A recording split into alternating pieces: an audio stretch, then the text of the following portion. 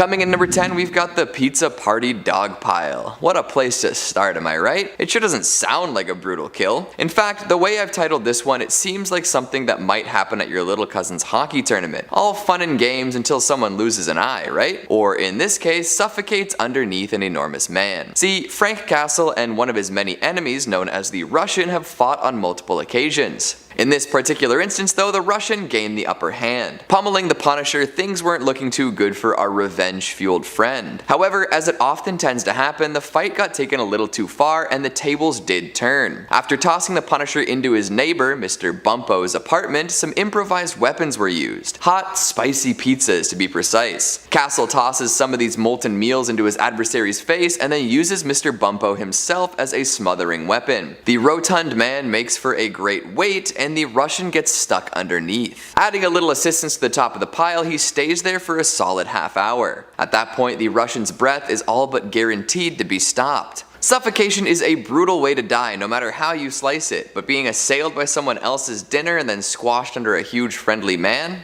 That's tough. And poor Mr. Bumpo, right? Unwillingly added to the fray as a weapon against a murderous madman by a murderous madman. And to make matters worse, Castle ensures the Russian's death by decapitating him. I'm sure that's an experience Bumpo does not look back upon fondly. Coming in number 9, we've got a bad day for Wolverine. If we're being honest here, I'm not so sure what a great day for Wolverine looks like. He's haunted by his past, traumatized by the experiments performed upon him, and all around pretty grumpy and surly. So a good day might just be an extra hot dog at dinner time or maybe a smile from a person he isn't totally annoyed by. But a bad day, oh boy, this one really takes the cake. The Punisher and Wolverine are technically on the same side most of the time, right? They're fighting for the good guys. Kinda. So one wouldn't necessarily expect them to go at each other, but it did end up happening. And in this fight, Frank Castle does not hold back. Where do I even start? Wolverine's face is ripped off, exposing the bare skull underneath. Ouch. Then there's the bit where Castle takes a shotgun and blasts Wolverine's, well, bits. That can't be too pleasant either. And to seal the deal, while Wolverine is crawling along the floor, Castle revs up a steamroller and runs it right over his mangled body. That's pretty far from heroic behavior, don't you think? Coming in number 8, we've got Redhead Ransom. I guess these days the goofy kids from Riverdale have a bit of an edgier reputation thanks to whatever the hell the good folks over at the CW are doing. Things get dark out there. Hell, there have even been little horror adaptations of the Archie comics, from mythical monsters to the literal predator. But did anyone expect Archie Andrews to be held at gunpoint by the Punisher? The all-American lad with a heart of gold?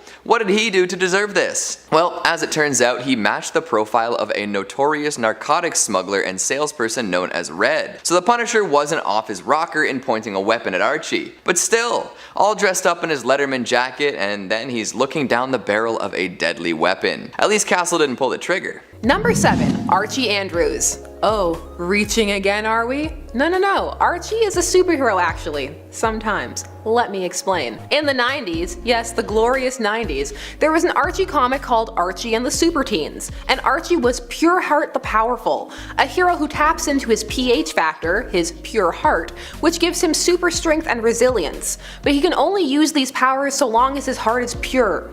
So no dark feelings for him. These comics debuted in 1994, which was also the year that the Archie meets the Punisher comic debuted. So all I'm saying is that this could be the same universe. Headcanon powers activate. In this comic, Frank mistakes Archie for his target, but then the two need to team up to save a kidnapped Veronica Lodge. As you can imagine, teaming up with an awkward teen who isn't exactly the most helpful, pure heart or no, this was a bit of a harder assignment than most. Also, he flirts with Miss Grundy. Actual Miss Grundy, not criminally negligent, predatory hot Miss Grundy from Riverdale.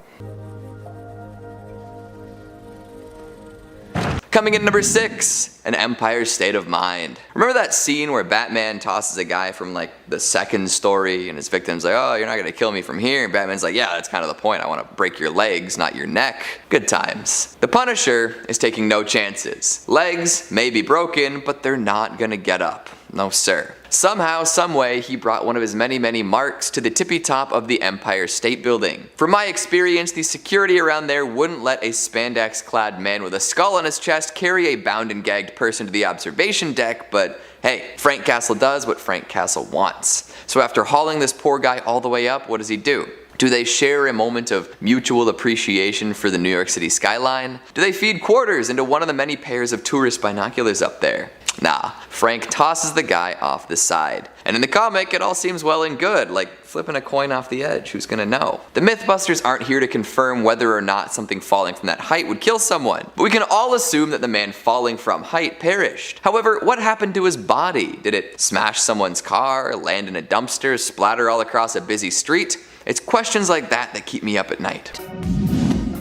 Number 5. Serves Thanos. If you don't know Cosmic Ghost Rider, I highly recommend checking him out. He's an alternate version of Frank Castle that agreed to become a spirit of vengeance and thereby Ghost Rider. As such, he survives basically the death of all of planet Earth when Thanos comes to raise it in his destruction of the universe, and eventually when everyone else who would stand up against Thanos in the cosmos has been defeated, joins Thanos. He does at least try to stand up to Thanos in the beginning, but in the end kind of goes insane and then sees serving Thanos as really his only option, especially if he doesn't want to be alone. Because, you know, it's hard to live forever and be alone forever. It's really sad. CGR helps Thanos to destroy what is left of the universe and remains loyal to the Mad Titan Thanos even when an opponent looms who could actually stand a chance at defeating him, known as the Fallen One, formerly the Silver Surfer, who now also wields the power of Mjolnir. Coming in number 4, Shark Bait Hoo-Ha-Ha. We've already touched upon the Punisher's almost religious use of improvised weapons. Pizza, skulls, car batteries, you name it. If it can hypothetically hurt someone, he's probably used it to inflict some serious damage, Phil Swift style. However, a lot of these weapons have probably been used by your average thug to similar effect. Maybe a little less brutal, but still deadly and painful if used correctly.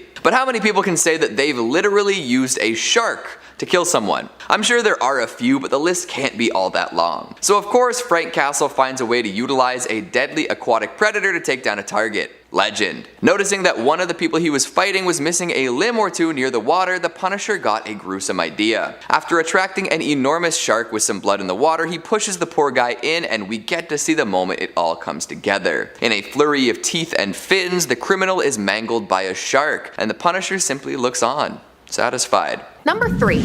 Black Widow. Now this is yet another near philosophical conflict between these two, but they can also work well together. So let's take a look at an example with 2014's Madhouse film Avengers Confidential, Black Widow and Punisher. The thing with the Punisher is he wants things done on his timeline, and organizations like S.H.I.E.L.D., sometimes they're running a longer game, letting people get away for bigger fish, etc. Frank's not about that life. However, Black Widow is actually quite good at following orders, and despite everything she can be quite loyal, which means sometimes her unwillingness to deviate from her mission can put her directly in Frank's way, which, let's face it, is annoying, particularly when she is ready to fight to back it up. But they can also work well together if their goals align. At number 2, we've got Polar Bear Bloodbath. Now, most of what happens here isn't explicitly shown to the reader. We see Ma Nucci, famed mafia matriarch, appear to get back at the Punisher for killing her sons. However, doing so at the zoo was probably a bad call. The Punisher manages to maneuver the fight into a polar bear enclosure, and these beasts are not happy to have visitors. Dang, and all those Coca-Cola commercials convinced me that polar bears are super chill. What do you mean a major corporation lied to me? Back to the matter at hand though, Ma and a couple of her lackeys are left to fight for their lives against enormous ice-faring predators, and they don't come out the other end looking too pretty. Ma in particular is in pretty bad shape, missing her arms and legs. What she isn't missing, however, is her attitude. And finally at number 1, Into the Fire. And this is a fun one to end on. After putting Ma Nucci through that animalistic encounter, the Punisher had to make sure he finished the job. Just going in and killing her wouldn't be enough though. In fact, to him, that would almost be a mercy. No, he's gotta raise the stakes, as always. So after the entire ordeal is as good as done, he decides to set fire to Ma's mansion with her still in it. She's a feisty one though, and makes it out of the fire one last time. Crawling towards Castle in one final desperate attempt to kill him, she performs what I can only describe as that move that Pokemon do when they run out of PP to use. Struggle. The Punisher sees this, lines up a nasty kick, and sends Ma flying back into the Inferno for good. Sheesh. What a lunatic, am I right? Who else could get away with all this horrific stuff and still be so beloved? Only Frank Castle. Starting us off in at number 10, the Badger. Let's begin our list with one of the more obscure heroes to appear on our countdown today. We are talking Norbert Sykes, aka the Badger. Oh friends, it only gets worse from here. So our buddy Norbert is a Vietnam vet who was initially published by the very short-lived Capital Comics. His rights then went to a publisher called First Comics, and then after the 90s he was released by Dark Horse, Image, and IDW. So yeah, he's been around a lot. Wonder why. First appearing in a self-titled comic, Badger issue 1 in 1983, this is a character who is an expert martial artist. And this is the best part, he can talk to animals. So how did he get that power? Well, we should probably preface this by noting that he has multiple personality disorder, because one of his personalities believed he could talk to animals, and that personality referred to itself as the Badger. Oh, and it's also worth noting that this persona of his believed he saw God appear as a badger to him. Yeah, like I said, gets worse. Norbert escapes the mental asylum that he's in and becomes a vigilante based off of this. He's also got a ton of other personalities too, including a dog, a 9-year-old girl, a playboy, and an inner city black kid. So not only is this absurd, it's also a little bit offensive too. Now, it wasn't even the Silver Age, you guys. Well, actually, the more racially offensive age was the Golden Age. But Number 9. The Flash and being too fast. At first, I've gotta say this one confused me so much because that's kind of the Flash's whole thing, right? Well, when it comes to Barry Allen, his speed might be his greatest strength, but being too fast puts his life in mortal danger. In Crisis on Infinite Earths, we see the Flash use his super speed to thwart the Anti-Monitor's evil plan, but the speed vortex he creates to stop the villain's antimatter cannon from firing is so fast that it sweeps the Flash away along with it. He ends up being stranded for 23 years in the Speed Force, you know, that mystical energy field that gives all the speedsters their powers, and spends that whole time running and trying to figure out how to get back. Basically, what happened is that Barry ran way too fast for his body to handle and he atomized himself. Thought to be dead by his closest friends, including Wally West, who took up the Flash mantle in his absence, Barry's apparent death was a huge shock for everyone, and also entirely his own fault. Check out more of the Flash for yourself, starting with his first appearance in 1956's Showcase, number 4. Number 8. Power Girl and Raw Materials. You'd think that being weak to kryptonite would be their only weakness, considering how easy it seemed for people to get their hands on it. But Kara Zor-El from Earth 2 actually had another pretty big weakness at one point. They were vulnerable to unprocessed natural materials such as branches and rocks for a short while. This also includes stone, dirt, and sand. Basically anything that can be found on Earth that isn't man-made. In Peter David's Supergirl Volume 4 number 16, she gets knocked to the ground and impaled by a pretty big tree branch, which in her defense would put anyone on the ground. Supergirl helps yank out the branch, and with this weirdly sociopathic smile on her face, she asked, "What, are you vulnerable to wood?" It took a second, but after she was no longer in pain, she replied, "Worse, to any raw, unprocessed natural materials. So, sticks and stones really can break my bones." God, dumb joke and even dumber weakness. Check her out for yourself in her first appearance in 2011's Flashpoint Volume 2, number 5. And at 7, Ugly John. What kind of name is this? Ugly John? What kind of rude as hell kind of rude ass name is that? I mean, sure, his only ability is having 3 faces that aren't all appealing to look at, but do you really need to put that in a name? You know what? I'm changing his name. My headcanon will forever be just John. You know what? Let's change it right now, alright? And at number 7, John. There. That's better. This guy got captured by the Wild Sentinels and was critically injured, and he was killed by Cyclops in an attempt to end his suffering. Because of the pain, or because of the faces? Number 6. Human Torch and Asbestos. Now, don't get me wrong, Johnny Storm, aka the Human Torch, is a force to be reckoned with. Not only can he create, absorb, and manipulate fire, which is pretty awesome on its own, but his Nova Flame is hot enough to vaporize the particles of anything in his way, whether it's a bullet, a building, a bad guy, etc. Interestingly enough though, his powers can't seem to penetrate asbestos. Now this doesn't seem like much of a weakness now, given that asbestos is now banned across most of the world, but back when the Human Torch was first created by Stan Lee and Ernest Hart in 1963, it was a much more common thing, as it was used to insulate pipes and wires, soundproof rooms, and even make cheap garden furniture. In Strange Tales number 111, Asbestos Man came into play, dialed up Johnny Storm, and arranged a showdown between the two. The Human Torch wasn't really all that into it, but he agreed nonetheless and showed up completely underprepared. Asbestos Man used his super asbestos suit, a fire retardant shield, and a fisherman's net to go toe to toe with the Human Torch, and he wreaked havoc on the Human Torch until he developed mesothelioma and needed an oxygen tank to stay alive. Moral of the story, kids, is always prepare for anything, and please, don't breathe asbestos. Check out more of the Human Torch's story starting with 1961's Fantastic Four, number 1. Number 5. Organ rearrangement. Now this is great in battle. Someone's going in for a kill shot, just relocate your heart or whatever needs to be relocated because, you know, they're coming at you. But the question is, how quickly does this happen? Is this organ teleportation, or more like the slow, progressive slog of it through your body? Can you feel it? That'd be really gross if you could. However, when else do you need this? I mean, aside from pranking purposes, terrify your friends and family. Where's your heart? How are you alive? Surprise, ma, I'm a mutant. The thing for characters who have this ability is it usually isn't brought up until absolutely necessary, so you can get a bit of Deus Ex organ rearrangement. Number 4. Gladiator and self-confidence. Cal Arc, aka Gladiator, is arguably one of the most powerful comic book heroes ever, gifted with planet-shattering strength, super speed, heat vision, frost breath, and a few psionic abilities as well. He's a superhero anyone would love to be. However, even though he is loved, he never really learned to love himself, and that is sometimes his biggest downfall. Although low self-esteem isn't exactly fun for anyone, trust me, I know, for Gladiator it's actually a fatal weakness. His power fluctuates according to his confidence, as seen in Dan Abnett's and Andy Lanning's War of Kings crossover in 2009.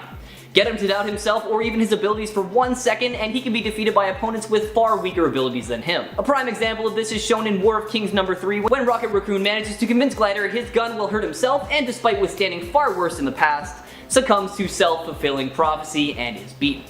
Give his story a read for yourself, starting with 1977's X-Men number 107. Getting close to the end at number 3, Blob. Fred Duke's power manifested when he reached puberty. His major weaknesses were the same as most humans. Short temper, lack of foresight, lack of intelligence, and easily manipulated self-esteem, something all humans have. He was depowered in House of M, but before this Blob's blubber was impenetrable. Even Wolverine's claws couldn't slice the dice. He's gone by the aliases of Frederick, Fatso, Tubby, Big Man, Brainless Lumox, and Horseman of Bounty. I'm not like your normal horseman. I'm a load of blubber. He's a rescue. I'm not savable. Number 2, Ants. Yeah, Ants. Coming at you from Action Comic Volume 1, Issue 296, The Invasion of Ants. It's as dumb as it sounds, or maybe brilliant, I can't tell. The cover alone is super weird and kind of inviting. It shows Superman on the side of a building, but he's got like an ant's head. So off the bat, I'm pretty curious what the hell's going on. He's even saying the words, "Follow me, soldier ants, buzz buzz buzz, we must capture Lois Lane, buzz buzz, she will be our queen." Okay, you got it, man. So after a colony of giant ants was mutated from a nuclear war on another planet, they decided to come check out Earth. So Superman uses red kryptonite radiation to give himself an ant's head. Not a mask, important to say, like a head. He has an ant's head. He's got an ant's head, guys. And he communicates with them with that head. This is like the ultimate amalgam character. Like, Superman even explains how bad this could get if murder ants roamed the city, as if we didn't already know. It even has a photo of ants like lifting up the Empire State Building and like, so as long as Superman focuses on maintaining an ant's head, he can communicate with it. Similar to how Crypto turned into a collie. If this was a live action movie, people would light the theater on fire. There's no way he's like, buzz, buzz, buzz. Everyone's like, no, I'm leaving. You weren't ready. We're not ready for this. Number 1, Captain Marvel Jr. and his own name. Poor Freddie Freeman. Out of all of the weaknesses on this list today, he probably drew the shortest straw because his weakness is his own name. If Captain Marvel Jr. tries to introduce himself to a superpowered ally or for some reason feels the need to say his name in the middle of a battle, he'll instantly be transformed back into Freddie Freeman, a ordinary young lad who relies on a crutch to walk. Or if he speaks his superhero alias aloud in the guise of Freddie Freeman, he'll transform into a shimmering beacon of muscly justice and give himself away. Jerry Ordway tried getting around this flaw during Captain Marvel Jr.'s sporadic appearances in Teen Titans between 1995 and 1998 by having Freeman refer to himself as CM3, since he was one of the 3 members of the Captain Marvel family at the time. Also, he could avoid accidental transformations, but that change didn't really stick around. Honestly, for someone who inspired many of Elvis's onstage looks, that is one weakness that I don't know if I can overlook. Check him out for yourself in his first DC appearance in 1995's The Power of Shazam, number 3.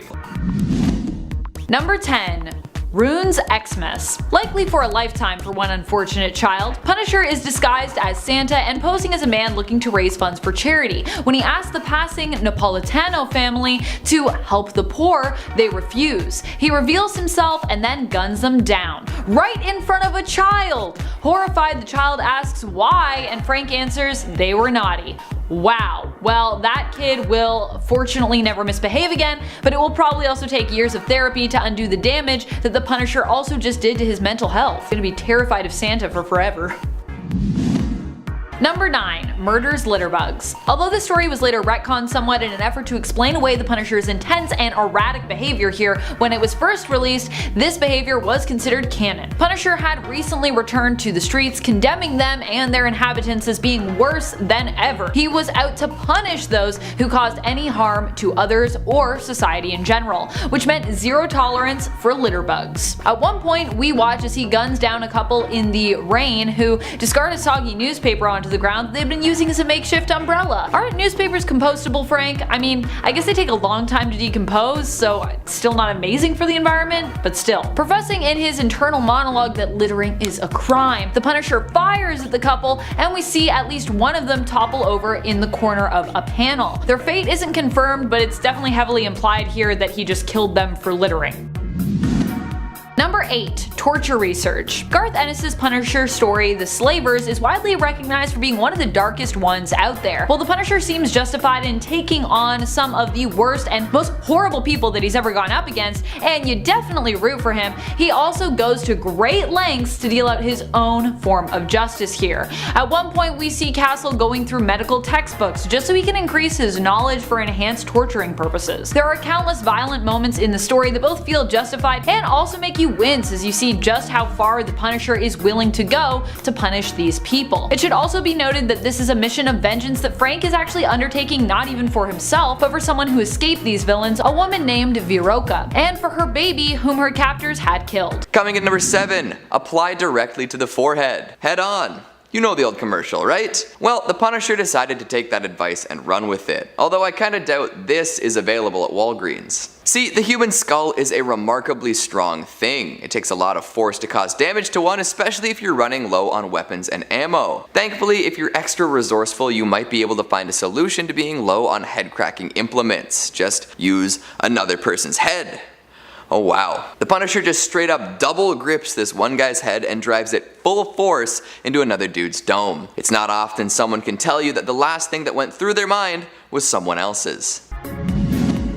Number 6. Kills off the last humans. During Marvel's The End, Marvel shared with us what various characters would do when faced with the events of and aftermath of the apocalypse. The Punisher was able to track down the last surviving humans, who also happened to be a bunch of jerks who were basically responsible for the events of World War III, which had resulted in this apocalyptic scenario and world that we found ourselves in. They offered the Punisher a choice. He could let them live and they would work to restart the planet and human race using genetic samples, or he could kill them for what they'd done, but then humanity would die with them. Being the Punisher, he decided of course to kill them. Though I gotta say, it definitely sounds like they deserved that, but still, he just condemned humanity for forever. Now we're gonna be extinct. Number 5. Venom. Now this may surprise some because really as far as antiheroes go, at times Venom can be pretty brutal. And in Venom's early days as a solo frontrunner, the two did team up, such as in Funeral Pyre back in 1993. I'm telling you, people make fun of 90s comics a lot, but some cool stuff happened. However, there's a bit more tension between them these days,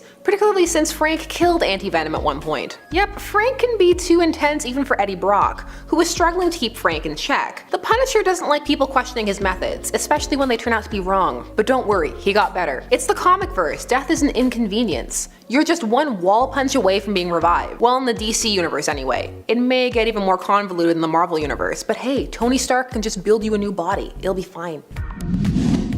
Number 4. Raised Thanos. Or at least he attempted to anyways. This heinous act, which doesn't inherently sound too heinous, truth be told, came to us from the alternate reality that Cosmic Ghost Rider belongs to. Later on in CGR's story, he is granted the opportunity to travel to any time and place that he would like by Odin. This twisted version of Frank chooses to travel back to the moment when Thanos was born. CGR attempts to use his pen and stare on the young baby, who it doesn't work on because, baby Thanos is still at this point innocent and is yet to become corrupted. Although I gotta be honest, does the pen and stare really ever work for Ghost Riders? I feel like I see it fail more times than it works in comics. CGR, instead of killing baby Thanos, decides then to raise baby Thanos himself, hoping to alter the future by teaching Thanos to be good. He later runs into the future version of that baby Thanos, all grown up, and learns that raising Thanos led to an even worse alternate future for Earth, where people are imprisoned by this Punisher Thanos, kept in camps, and killed if they choose to step out of line when it comes to Thanos' plan for enforced peace on Earth. Basically, without meaning to, Frank actually created an alternate reality where living on Earth is kinda like living in hell. Coming in number 3, brutalizing Barracuda. Never a fan of underdoing a job, we've seen the Punisher really go to town on all sorts of rivals over the years. It's almost a challenge for authors behind the comics to come up with new and inventive ways to end lives through Castle's eyes. But when he finally gets his hands on longtime enemy Barracuda, the Punisher did not shy away. No sir, he turned that mess up to 10. After biting chunks of his face skin out, Castle goes in for the kill. Not immediately though, he really takes a moment to soak it all in. There are some gunshots and a nice little curb stomp, and then eventually a car battery is brought out. Uh-oh. Allegedly clamped down upon some unmentionables, the Punisher lets loose some insane electrical shocks that really get Barracuda going, and that's not enough even then. After some 15 minutes of agonizing electricity, he finally takes a pickaxe out and chops Barracuda's limbs and head off. That's just horrifying. Number 2, kills the Marvel Universe. In the story Punisher Kills the Marvel Universe, we get a front row seat to watching Frank Castle eliminate literally pretty much every hero, villain, and just about anyone else who gets in his way, as he makes quick work of the entire Marvel verse. As awful as this is, it's also really impressive that Frank, who is admittedly just a human, is able to take out all these superpowered beings so successfully and often efficiently. In the end, after Punisher has eliminated just about everyone there is, one person is left for him to take down, for it to be considered a completely clean sweep: himself. And Frank doesn't even hesitate. Now, what caused all this chaos, by the way? Like in many other Punisher stories, it was the death of his family, which in this reality appeared to have happened while they were caught in the crossfire of a superhuman battle. Number 1. Excuses. One of the worst things about the Punisher is that he tries to make you feel like his actions are justified by using the loss of his family as an excuse. And oftentimes that also works for us readers. Now, I'm not saying that what happened to Frank Castle's family wasn't terrible, because it was. But ultimately, what the Punisher represents is this obsession with violence and the feeling of a never-ending war. Jason Aaron, in his Punisher run, attempted to reveal the veiled truth behind Frank's excuses for continuing this never-ending battle, which honestly Frank himself is likely not even aware of, when he proposed a story with Frank Castle contemplating divorce moments before his family is killed, and also returning home and basically questioning if he actually enjoys life or if he would rather just kill people. Number 10. Hawkeye, Clint Barton edition. There is more than one Hawkeye. Let's start off with a cute, let's call it cute, moment between these two during the War Machine Punisher arc. We'll get into how he got that armor a little later. In Punisher Volume 1, number 224, we have Clint taking a shot at Castle mid-flight, which he of course makes. But well, Frank's not exactly happy about it, and he takes Clint's pizza as retaliation. Yes, you heard that right. I think that last part just really drives home how petty that whole incident was. Pure minor annoyance to start us off before we get serious, cause oh, it's gonna get serious. Number 9. Deadpool. The merc with a mouth could make his way onto many of these annoyance lists, and I'm sure he already has. As funny as he can be for audiences, working with him can be a bit of a chore for the heroes of the Marvel Universe, but particularly for Frank Castle. While both these characters can be considered anti-heroes, they operate on a very different set of morals, and the tones of their books are quite different, though more so as it has evolved. Early Deadpool does not bear too much resemblance to modern Deadpool. The foundations are there, but he has evolved over the years. These two have clashed on numerous occasions, usually in more comedic battles. Well, on Deadpool's end anyways. However, they really began to rub each other the wrong way when they ended up on the same team, this being in the 2013 series run of Thunderbolts. The two were added to a team assembled by General Ross, aka the Red Hulk, or Rulk. They were assigned to take on, well, assignments similar to those of X-Force, which was a change for this team. Here, Deadpool nursed some serious feelings for Elektra, and he became jealous of the connection she shared with Frank, which led to much whining and attempts at escalation on his part. Basically, the Punisher just wants Deadpool to leave him alone, but circumstances and mercenary contracts keep bringing the two back together. Number 8. Batman. You heard that right. Now before you get irate and proceed to be scandalized that the host apparently can't tell the difference between Marvel and DC, let me tell you about the 90s, a time when Marvel and DC actually crossed over a few times, even creating an amalgam universe that was comprised of their characters combined, fused together into one. It was preceded by a bunch of team-ups. I have a soft spot for the Jubilee and Robin team-up, that being the third Robin Tim Drake. You know it got romantic. Side note, there were a couple of team-ups in the early 2000s as well. JLA/Avengers anyone? Anyway, for this annoyance we're going back to 1994, and a comic called Punisher/Batman Deadly Nights. We're looking at this one and not the other team up because this one has Frank going up against Bruce Wayne, not Jean-Paul Valley, aka Azrael, who was Batman for a hot minute post Bane breaking Bruce's back. In this comic, the two team up to stop an alliance between Jigsaw and the Joker. However, Frank just couldn't get behind the Dark Knight's methods, and actually wound up finding himself disgusted by what he viewed as a codependent relationship between the Joker and Batman. Depending upon who you talk to, he's not wrong.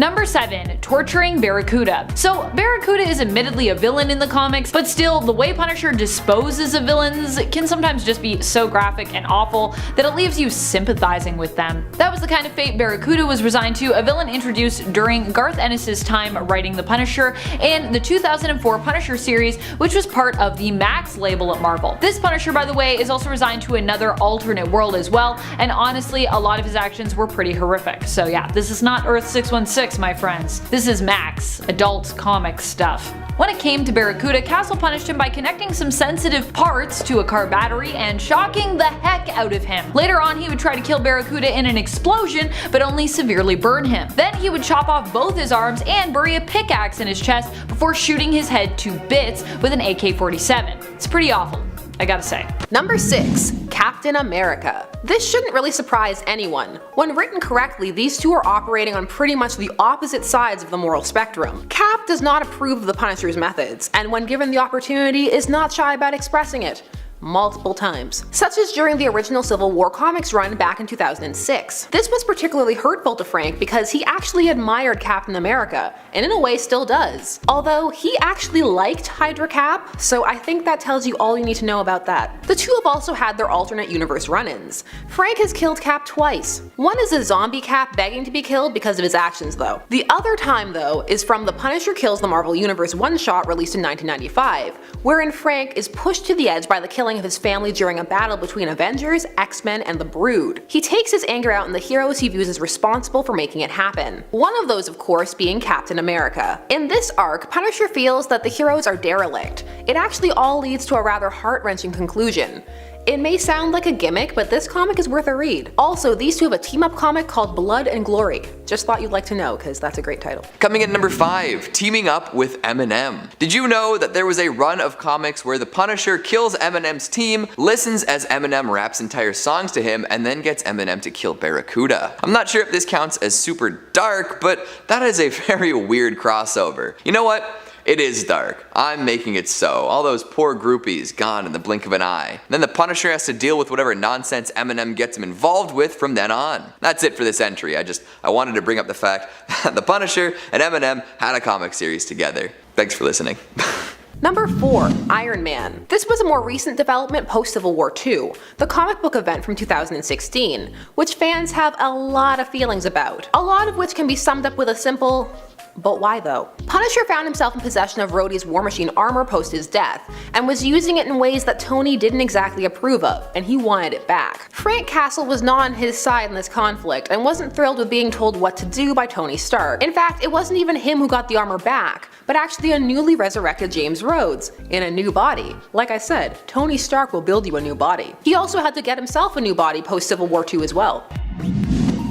Number 3. Executions. While it might not be as bad as condemning Earth to the fate of his adopted son, Punisher Thanos, I personally find this gruesome depiction of the character even worse. This take on the Punisher and his actions comes to us from the 2005 Punisher video game. Here you gotta play as Frank Castle beating up targets to secure key information before executing them. The adults-only rated game was described as having over 100 unique executions for fans to choose from. Wow. The fact that many of these were also super brutal and torturous ways to die only made all of the Punisher's actions here, which you as the player were in control of, even worse. Talk about a glorification of violence.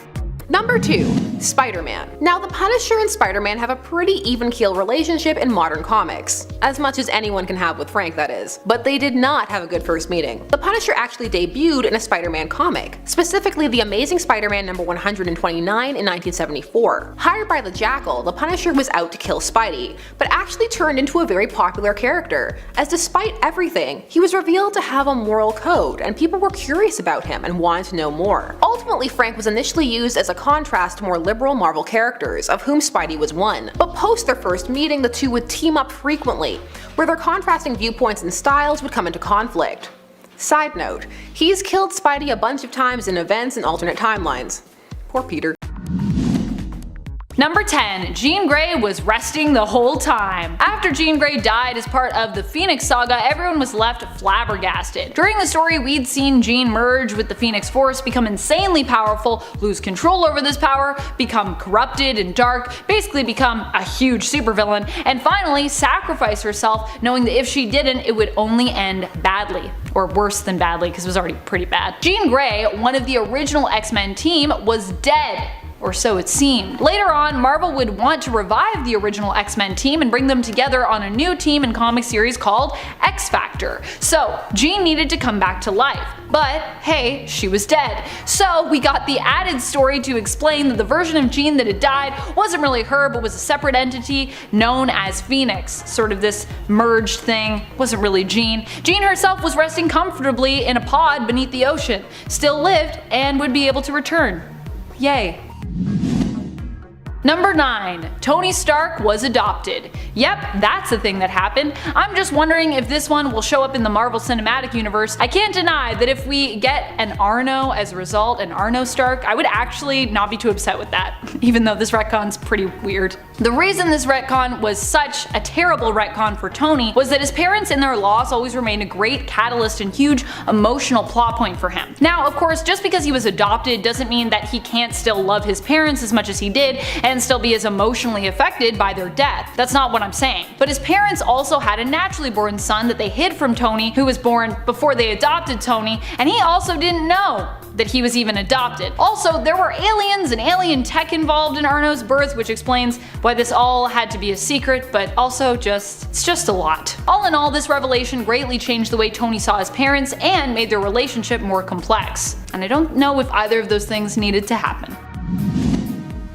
Number 8. Hail Hydra. One of the most shocking moments in Marvel's comic history was when it was revealed that Captain America was actually a sleeper agent for Hydra the whole time. Say what? The guy who for years was diametrically opposed to Hydra and all their beliefs, who had tried and succeeded to foil their plots countless times, was a Hydra agent? How could this be? Well, apparently all those wins were a part of his doing a very good job to convince us all and trust him so that he could stab us in the back at the right moment and take over America, becoming Hydra Supreme. Fortunately, this evil version of Captain America would later be revealed to have been created by Kobik, a living sentient version of the Cosmic Cube who was manipulated into making this retcon happen. What's more, the true Captain America still existed within the shards of the Cosmic Cube and would return once more to defeat his evil self, fixing the timeline. So, I mean, at least this retcon ended up not staying permanent, but still, it's pretty weird. Number 7. Killed his mother. He just likes to kill everyone in his family, pretty much. Granted, his mother did try to kill him when he was born, so this feels almost somewhat poetic. In the series Thanos Rising, we saw more into Thanos' origins and backstory as a youngster. Here, we see him become more and more obsessed with death, specifically Lady Death, starting out with a weak stomach but growing to enjoy murdering animals, other children his age, and eventually killing his own mother, searching for something that would help him find who he was. Oddly enough, he thought killing his mother, Suisan, would make him somehow feel like or become less of a monster? As she had threatened him with a scalpel when he was just a baby, driven mad by his appearance, he also attacked her with one, tying her up and gagging her before cutting her open. Also, what's with that sexy position that she's in when all of that's happening? That's weird. Number 6. Ugly equals evil. That's what Thanos' retcon taught us. Yep. Thanos' backstory was added in detail in the series Thanos Rising, and what many fans were surprised to learn was that his mother was apparently driven mad by her newborn baby's hideous appearance, and because of his appearance, claimed that she needed to kill him. That's pretty terrible. She sensed basically that because he was ugly, he would also be supremely evil. And the really shocking part of this was, of course, that she was right. But also, what the heck? Just because you don't like the look of your baby doesn't mean it should deserve to die. Fortunately, a retcon was later added to fix this when it was changed to it not being the baby's appearance but to a specific deviant gene in the child's genetic code that concerned both of his parents instead. Still, not great, just analyzing your baby's genes and being like, we already know you're gonna be evil. But it's better than it just being about the ugliness in appearance as the pure reason for condemnation, I guess. Number 5. Spider-Man's non-sister. So this is kind of another retcon that for me is similar to Nadia's. I like the idea of this character, but the whole story involving her is, well, it's pretty wacky. Teresa showed up in Amazing Spider-Man Family Business claiming to be Teresa Parker, Peter's sister. She believed she was the daughter of Richard and Mary Parker, Peter's parents, and we got a few cool adventures with her, assuming this belief to be true. She was retconned into existence, but honestly, I thought she was kind of a cool retcon to add in, so I was cool with that. However, things got weirder when we learned that the secret sister we'd never heard of till now was all a lie, and that Teresa actually wasn't who she said she was, despite what she herself had been manipulated to believe. It was all a trick, and Mentalo had manipulated Teresa into believing it herself. It was all part of Kingpin's plan to basically lure Peter to a tomb. And we don't actually even know who Teresa's parents are now. It's still a mystery. They even manipulated how Peter saw Teresa, making her appear more like him, so she'd look more like his sister. It's weird. I wish she was actually his sister. That would have been cooler, I think. Number 4. Peter and MJ's marriage never happened. During the story One More Day, Peter made a pact with Mephisto to ensure that his Aunt May would live. Part of this deal was also that people would forget Peter's secret identity, which was currently out in the open. Although it wasn't like a bargain part of the deal, it was just a thing that would happen. But what did Mephisto want in return for this? Peter to never be a hero again? Did he want his soul? No. No, no, no, no, no. He wanted his marriage? Mephisto wanted to take Peter's marriage to MJ. And by that, I don't mean that he wanted himself to marry MJ, which would actually make, in a weird turn of events, more sense. I mean, he wanted to make it so that their marriage never existed. This was such a strange request that many were left speechless when Peter agreed, and this actually happened. What was likely really going on is that Marvel no longer wanted Peter to be married. Or Joe Quesada never wanted Peter to get married in the first place. They wanted to return to the days when Peter was flying free and single, so this story happened to erase it. Number 3 brought peace to the world. If you don't know Cosmic Ghost Rider, here's the abbreviated version of his backstory. He's basically a superpowered Frank Castle from an alternate world where Thanos killed everyone. He is the power cosmic and is also a spirit of vengeance and a Ghost Rider, likely the last one. He's also been around so long and alone for so long that he's pretty mentally unstable. He was one of the last to stand against Thanos, but eventually ended up joining him because there wasn't really anyone else left to fight alongside, and he realized he couldn't beat Thanos at the end of the day.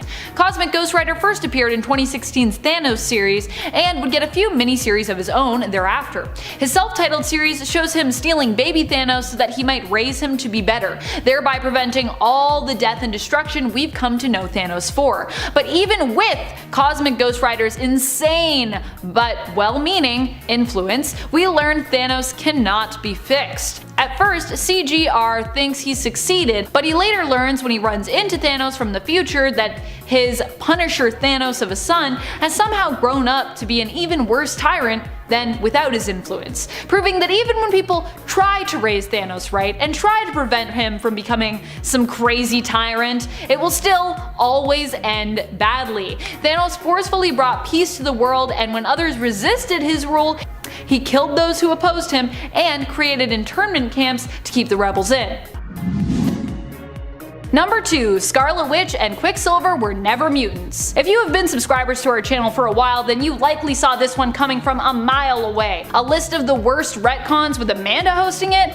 I wonder what she's gonna rank high up on that list. And you were right. One of the worst retcons in mutant history for me will always be this. During the events of Axis, it was revealed that Wanda Maximoff and her brother Pyotr, Scarlet Witch and Quicksilver respectively, were never the children of Magneto, and, as such, never mutants. Instead, we learned that the High Evolutionary abducted them when they were young, experimented on them, and then disguised them as mutants and returned them back to the world. Why? Well, we don't really know, which is part of the reason this is such a terrible retcon. That, and it erased years of meaningful family drama and history, and created a bunch of plot points that no longer really made any sense. Number 1. Snap Wilson. Even worse than my own personal nerd rage towards the retcon of the Maximoff twins, everyone's outrage, my own included, against this retcon. I still can't believe this was a thing that even happened in the comics. Oh my goodness. Sam Wilson in the comics became a good friend of Captain America, and was even known as his ally, the superhero Falcon. However, it was revealed that Sam Wilson wasn't actually Sam Wilson, a social worker from New York with falconry skills. This was all a fabrication of the Red Skull, who had used the cosmic cube to turn him into the perfect partner for Captain America as part of an insidious plot. The true persona of Wilson was the criminal, thug, and pimp known as Snap Wilson. What? This would be revealed to Cap as being his true persona, which Cap would then save him from. Yikes. Fortunately, years later we would see a retcon that would basically undo this one, turning the fake persona of Sam Wilson into the real persona for him, and the originally retconned real persona of Snap Wilson into the fake, meaning that Sam Wilson was always Sam Wilson and Snap Wilson was the version created and used by Red Skull. Whew, thank goodness. Number 10. Martian Manhunter and Fire. Now, I'm not gonna lie, I am also not the biggest fan of fire either, and I would absolutely hate being set on fire for so many reasons. But for such a powerful hero who can shapeshift at a molecular level, change his entire genetic makeup to let him pass through solid objects, withstand ferocious attacks, or bend light waves around his body, it just seems a little silly, right? Not to mention that he comes from Mars, otherwise known as the Red Planet or the Fire Star. So why is this one of his biggest weaknesses? Well, long before Martian Manhunter even existed, a race of aliens known as the Burning caused some serious damage with fire in order to create their offspring, which, needless to say, people weren't too happy about. After the Guardians of the Universe separated the offspring into the White Martians and the Green Martians, they were all imbued with a congenital pyrophobia, aka a fear of fire. So it kind of makes sense why he's so afraid of it. Not only does it physically hurt him, but it also scrambles his most prized weapon of all, his mind. This fear and weakness is so intense that when he's exposed to flame, he has the capacity to self-destruct, either combusting into bits or dissolving into rivers of Martian liquid. Want to know more about the Martian Manhunter? Well then check him out in his first appearance in 1986's Justice League of America, number 255. Up next, number 9, Defensor. The Defensor is another slightly obscure character, and he has a very obscure origin story to boot. Defensor first appeared in Marvel's Superhero Contest of Champions issue 1 in 1982. Before becoming a vigilante, he was a construction worker named Gabriel Carlo Dantes Sepulveda, which I hope I'm pronouncing correctly. Gabriel found an underground passageway that he snuck into after superiors at his job had gone home for the day. They had previously told him to ignore his discovery. Super stubborn though, he entered and found that the cavern contained a suit of vibranium armor connected to an unknown machine. So what did Gabriel do? Well, he put it on, of course. And as soon as he did, things went to hell. He was attacked by a group of creatures and he fought his way back to the surface, and thus began his vigilante career. His death happened off-panel in 1995, being reported in Captain America issue 442, so clearly wasn't all that important. Makes sense why he's obscure. Coming in at our next spot at number 8, Elongated Man. Ralph Dibny may be a more respected B-tier superhero these days, but that is not something you'd assume based solely off of his origin story. How did he become a superhero? He drank soda. Not even kidding here. Dibny, a young regular dude who just so happened to be obsessed with circus performers, wanted to be like the contortionists and acrobats that he so dearly admired. So he did his research and asked around, and turns out the particular performers he questioned claimed that they drank a particular kind of carbonated beverage that helped them stay in top form. That soda was a drink called Gingold. So what does our pal Ralph do? Well, he went out and bought as much Gingold as he could get his non-powered hands on, and he drank it. A lot of it. Like an unsafe amount of it. And surprise surprise, it actually worked, but gave him more than he bargained for. He had gained stretchy powers capable of elongating his body in any which way. Now you're probably thinking this story has some obvious plot holes, right? Can anyone drink a bunch of pop and be granted superpowers? Definitely not. Really, he's lucky that he didn't gain a massive amount of cavities instead. Number 7. Monkey Business. We go now to Superman's pal Jimmy Olsen, Volume 1, Issue 116 to be exact. This issue came out in 1968 and I don't think we'll ever see this on the big screen. I hope so, because if we do, I'm walking out of that big screen. The cover alone is enough. It shows Superman flying, saying, "Jimmy, what's got into you? Why are you acting like an ape?" And then the actual ape on the cover is like, because he's an ape, Superman, yeah, I'm the real Jimmy Olsen. We switched bodies. Yeah, they switched bodies. Apes are so strong also. Like, have you seen Planet of the Apes? Caesar just like rocks dudes off of buildings like it's no problem. There's no way he would be holding a camera. That camera would explode in his hands in a matter of seconds. Like, they're so strong. So after a malfunction of a machine, yep, they ended up switching bodies. So Jimmy Olsen's body starts, of course, literally screaming like an ape because the ape is stuck inside. And the real Jimmy Olsen, he's stuck in an ape body. And the dude, he just embraces it. He buys a green suit, he even has a cool hat to go along with it, and he continues working. Like, what a champ. He even says he'll be a simian sensation. The guy loves it. Editors, insert link. So of course somebody walks into the office and they're like, "Holy shit, there's a gorilla. We have to call the zoo guards right now. This can't be in here." And then Jimmy responds with puns. He's like, "Holy cow, I guess I'll have to explain what this monkey business is all about." Like they're gonna be like, "Ha, good one, Jimmy." No, like that happened in real life. That dude would be put to sleep with a dart so fast. Up next at 6, Green Arrow. Green Arrow's initial origin story is so bad because it's laughable. And that's because it is literally a ripoff of another one of DC's more popular characters, Batman. First appearing in More Fun Comics issue 73 from 1941, DC was clearly trying to capitalize on the success of their Caped Crusader Batman by creating a similar hero. This hero was Oliver Queen. Queen was an orphan. Queen had a traumatic experience that inspired him to fight crime. Queen was a millionaire philanthropist playboy. Queen had an arrow cave and an arrow car and even a young ward. Spot the difference yet? Well, apparently Queen found himself on a deserted island one day and taught himself how to be an expert archer. This is literally the only difference between him and Bruce Wayne when you put it out on paper.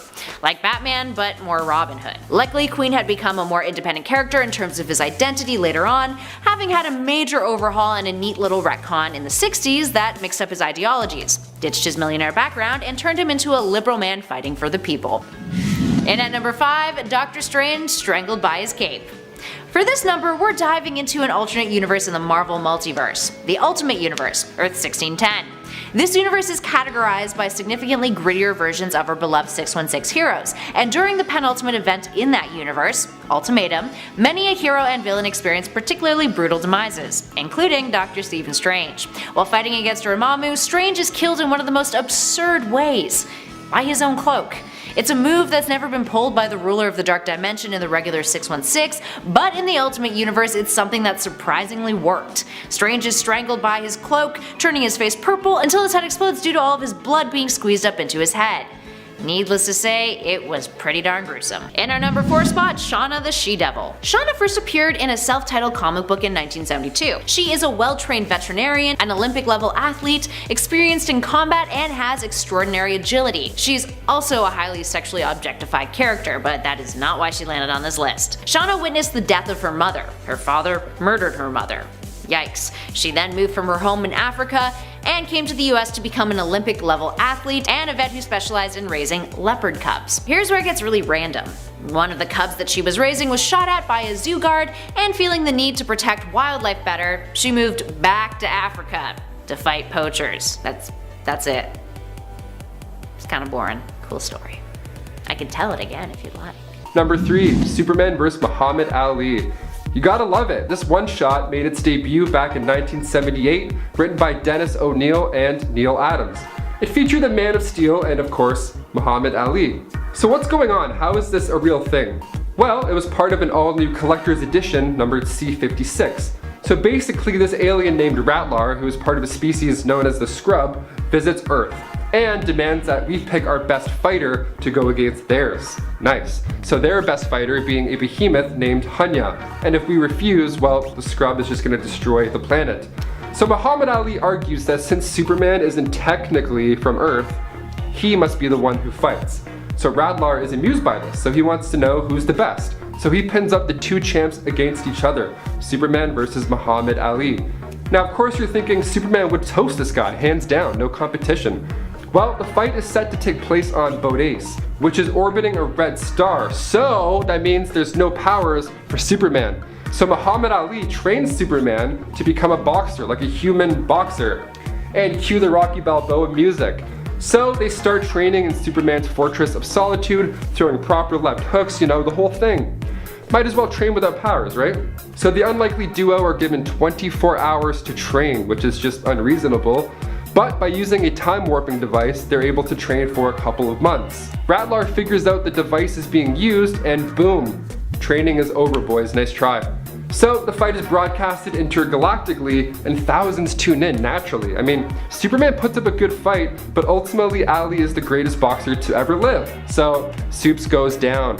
And now Ali has to fight Hunya, even predicting which round he'll go down by. Now of course Ali doesn't hold up too well against an alien at first, but he eventually knocks him out of the ring in the 4th round, just as he said. Take that, bucko. Boom! Moving on to something even more ridiculous, in at number 2, Firebrand. The Firebrand mantle has been held by 2 individuals, siblings Rod and Danette Riley. Rod Riley was a bored, wealthy socialite who decided he would fight crime alongside his manservant, donning a very flamboyant costume that consisted of a transparent shirt and tight red pants. Now aside from being a bit of a latent queer superhero, Rod was pretty damn racist. His story had eventually been retconned, making him present at Pearl Harbor during its attack in World War II.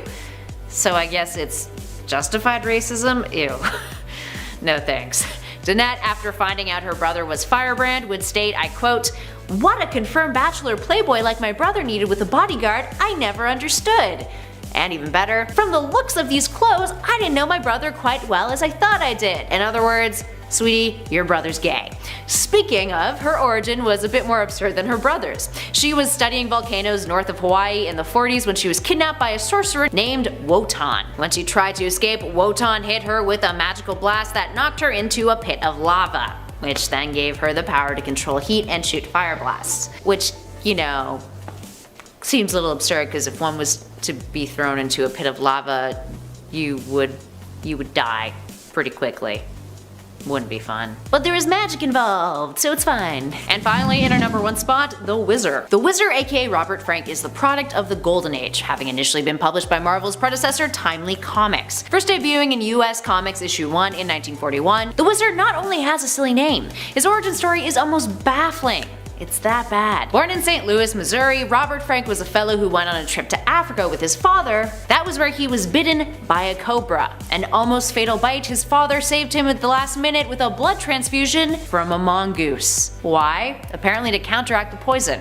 But because of this, Robert was given super speed abilities. Later on, writers tried to make more sense of this by saying that the mongoose blood actually triggered latent metahuman abilities. Yeah. Sure, right. That makes way more sense. Totally. And that's why he fell into obscurity. Number 10, Oil Needed, Iron Man. Back in Iron Man's early days, his suits weren't up to par with what we're familiar with today. In Avengers issue 2, right after the team's inaugural issue, the group fights Space Phantom, who intends on invading Earth with an alien force. Phantom comes to the planet first and ends up impersonating members of the Avengers team, which causes a lot of confusion and fighting within the team. The group has caught on to Space Phantom's shtick, and Thor incapacitates him by using his weather manipulation abilities to create a rainstorm that causes Iron Man's suit to rust over. Now, to be fair, it was Space Phantom impersonating Tony Stark here, and technically he was the one to suffer the loss. But considering that he was mimicking the hero, that's a pretty bad design flaw to bring to light. Needless to say, we're glad that Tony caught on to that before any real damage occurred to the beloved hero. Up next, number 9, Batwoman as a plot device. Always a shame when a superhero, especially a female superhero, is used merely as a plot device to further the story of another character, usually a male. It's really the basis of the women in refrigerators argument. Don't know it? Google it. you should. Anyway, this was the case with the initial Batwoman Kathy Kane. While the modern day Batwoman Kate Kane has gone above and beyond her former iteration, back in the day when she was created in 1956 as a means to give Batman a Batman family in the aftermath of the Comics Code Authority, and claims that Batman and Robin were gay, she was literally a fluff heroine whose utility belt included devices disguised as lipstick and compact mirrors. Yeah. When Detective Comics issue 485 came around in 1979, Kathy Kane was killed off unceremoniously, with the League of Assassins brutally murdering her. The whole story was a plot device for Batman to have a reason to go after the League of Assassins. Yikes. Moving on to number 8, Hank Pym and Pymtron. Oh, this one is sad. Hank Pym has one of the most ridiculous histories as far as Marvel characters are concerned. He has been through a lot. But most recently we witnessed a whole new humiliating saga for Henry Pym in which he physically merged with Ultron, the robot he created in the comics that became one of the most memorable Avengers foes. During the Infinity Countdown story arc, Ultron managed to steal the Soul Gem, and a fragment of Hank's soul ended up trapped within the Stone Soul world. Now at the time the two had merged, but really it was just kind of Ultron wearing Hank's skin. While Hank was in there, he experienced an idyllic fantasy in which the Avengers had saved him and he was home reunited with his friends. In reality, a demon, the all-consuming Devondra, was busy consuming his soul. We haven't heard from him since. And it's been a little while and he might be gone forever, but probably not because comics. But even then he'll probably be brought back and something horrible will happen to him. It's the Hank Pym way.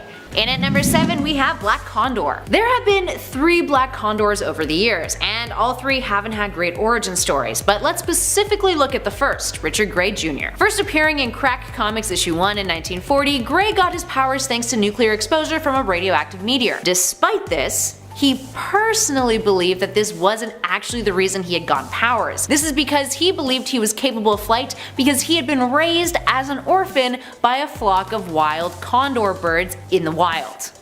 In the wilderness. Which, yes, is very, very dumb. When he did return to civilized society, he just happened upon the dead body of a senator named Thomas Wright. So he stole his identity because they shared an uncanny resemblance. How convenient. And yes, he led a double life as a senator while operating as a crime fighter. Yeah, you can see why this character has had so many different iterations. Although they never, quite got it right. And at 6, Batman punches a different Green Lantern. Long before Hal Jordan smashed his fist into the world's greatest detective's chin, Batman was on the giving end of a similar interaction. This time it was between the Caped Crusader and another Green Lantern, Guy Gardner, who is arguably the least like Green Lantern out there. 'Cause he's a bit of a dick. Anyway, this went down in the Justice League issue 5 with Batman being fed up of Guy's insufferable attitude. Batman was the one in charge of the Justice League International team and Guy was just whining all the time. Guy makes it clear that he thinks Batman shouldn't be the leader of the team, and he's constantly sulking and complaining about how he should be the one in charge instead. So what does Bats do in order to establish his dominance? Well, he knocks Guy out with one punch in front of the rest of the team. Regardless of socking Guy in the face, Batman is still all business, getting a team meeting underway as Guy lies unconscious on the floor. The best part is the reactions from the rest of the team. Number 5, The Suicide Snare. This issue was released with Action Comics Volume 1, issue number 592, back in 1987. The cover of the issue, first of all, is enough to draw you in. It shows Superman with Big Barda, with her. They're making out, and who's in the background? Mr. Miracle, just watching the whole thing. He even says the line, "Superman and my wife?" Those lines are laid across the cover, so what's going on? Well, Mr. Miracle goes home one day to find Darkseid just chilling on his couch, immediately asking where Barda is. Darkseid gives him a tape to play, which may be the scariest moment of my life.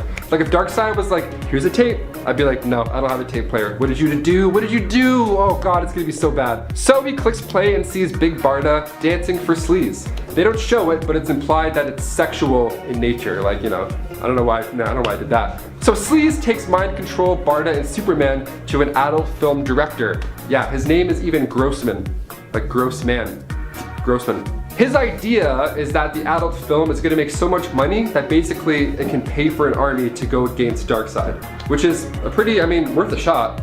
So in comes Mr. Miracle to save the day, releasing the two from Sleaze's mind control. Whew, that would have been a real awkward brunch if Mr. Miracle didn't show up. Quite the miracle if you ask me. Up next, number 4, Beast Boy. and the drugged envelope. Oh.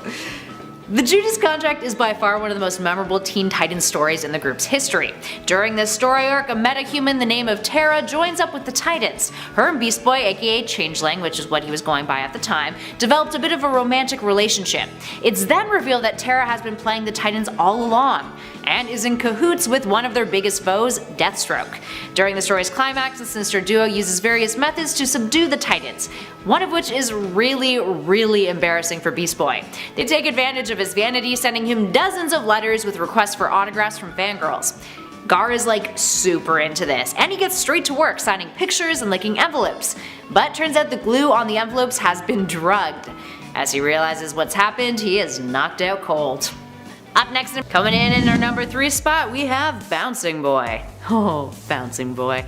Bouncing Boy is by far one of the silliest superheroes out there. He is a boy who has the power to inflate like a giant ball, and of course, bounce around. It also gives him a certain extent of invulnerability, to be fair. He first appeared in Action Comics issue 276 in 1961, and he was a part of the Legion of Superheroes. Bouncing Boy, aka Chuck Tane, is largely thought to be a character created by Jerry Siegel as a means of reflecting Siegel's interest in comedy and a desire to have a vehicle for humor on that team. So how did Chuck get his powers? Well, he was not born with them.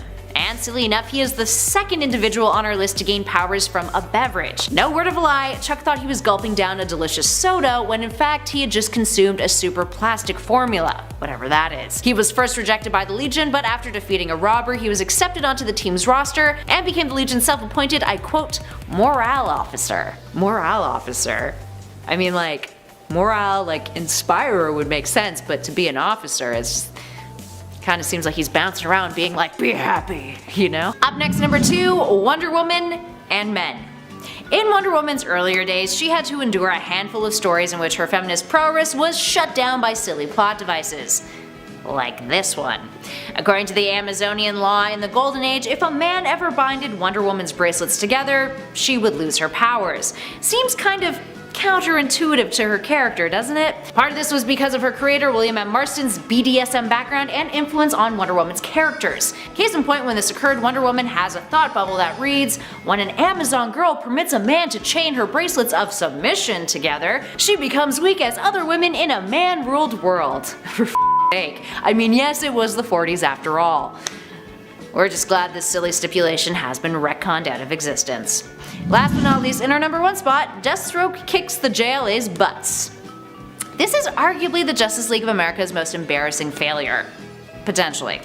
In the Identity Crisis storyline, Elongated Man's wife, Sue Dibney, is murdered, with Dr. Light presumed to be the murderer. Over the course of the story, it becomes apparent that members of the Justice League have been in on a whole controversial mind-wipe scheme that individuals like Batman were not privy to. It's a whole lot of moral grayness, and the way Sue's rape at the hands of Dr. Light was approached is something that the story gets a lot of heat for. Spoiler alert, the JLA's response was to mind-wipe everyone who was involved. Batman was also mind-wiped in order to prevent him from making everyone take the moral high ground. Anyway, that's all context. Dr. Light, who had been mind-wiped into a literal buffoon, hired Deathstroke Slade Wilson to help protect himself from the JLA. Deathstroke takes on Green Arrow, The Flash, Zatanna, Elongated Man, Hawkman, the Atom, and Black Canary. And guess what? Deathstroke won.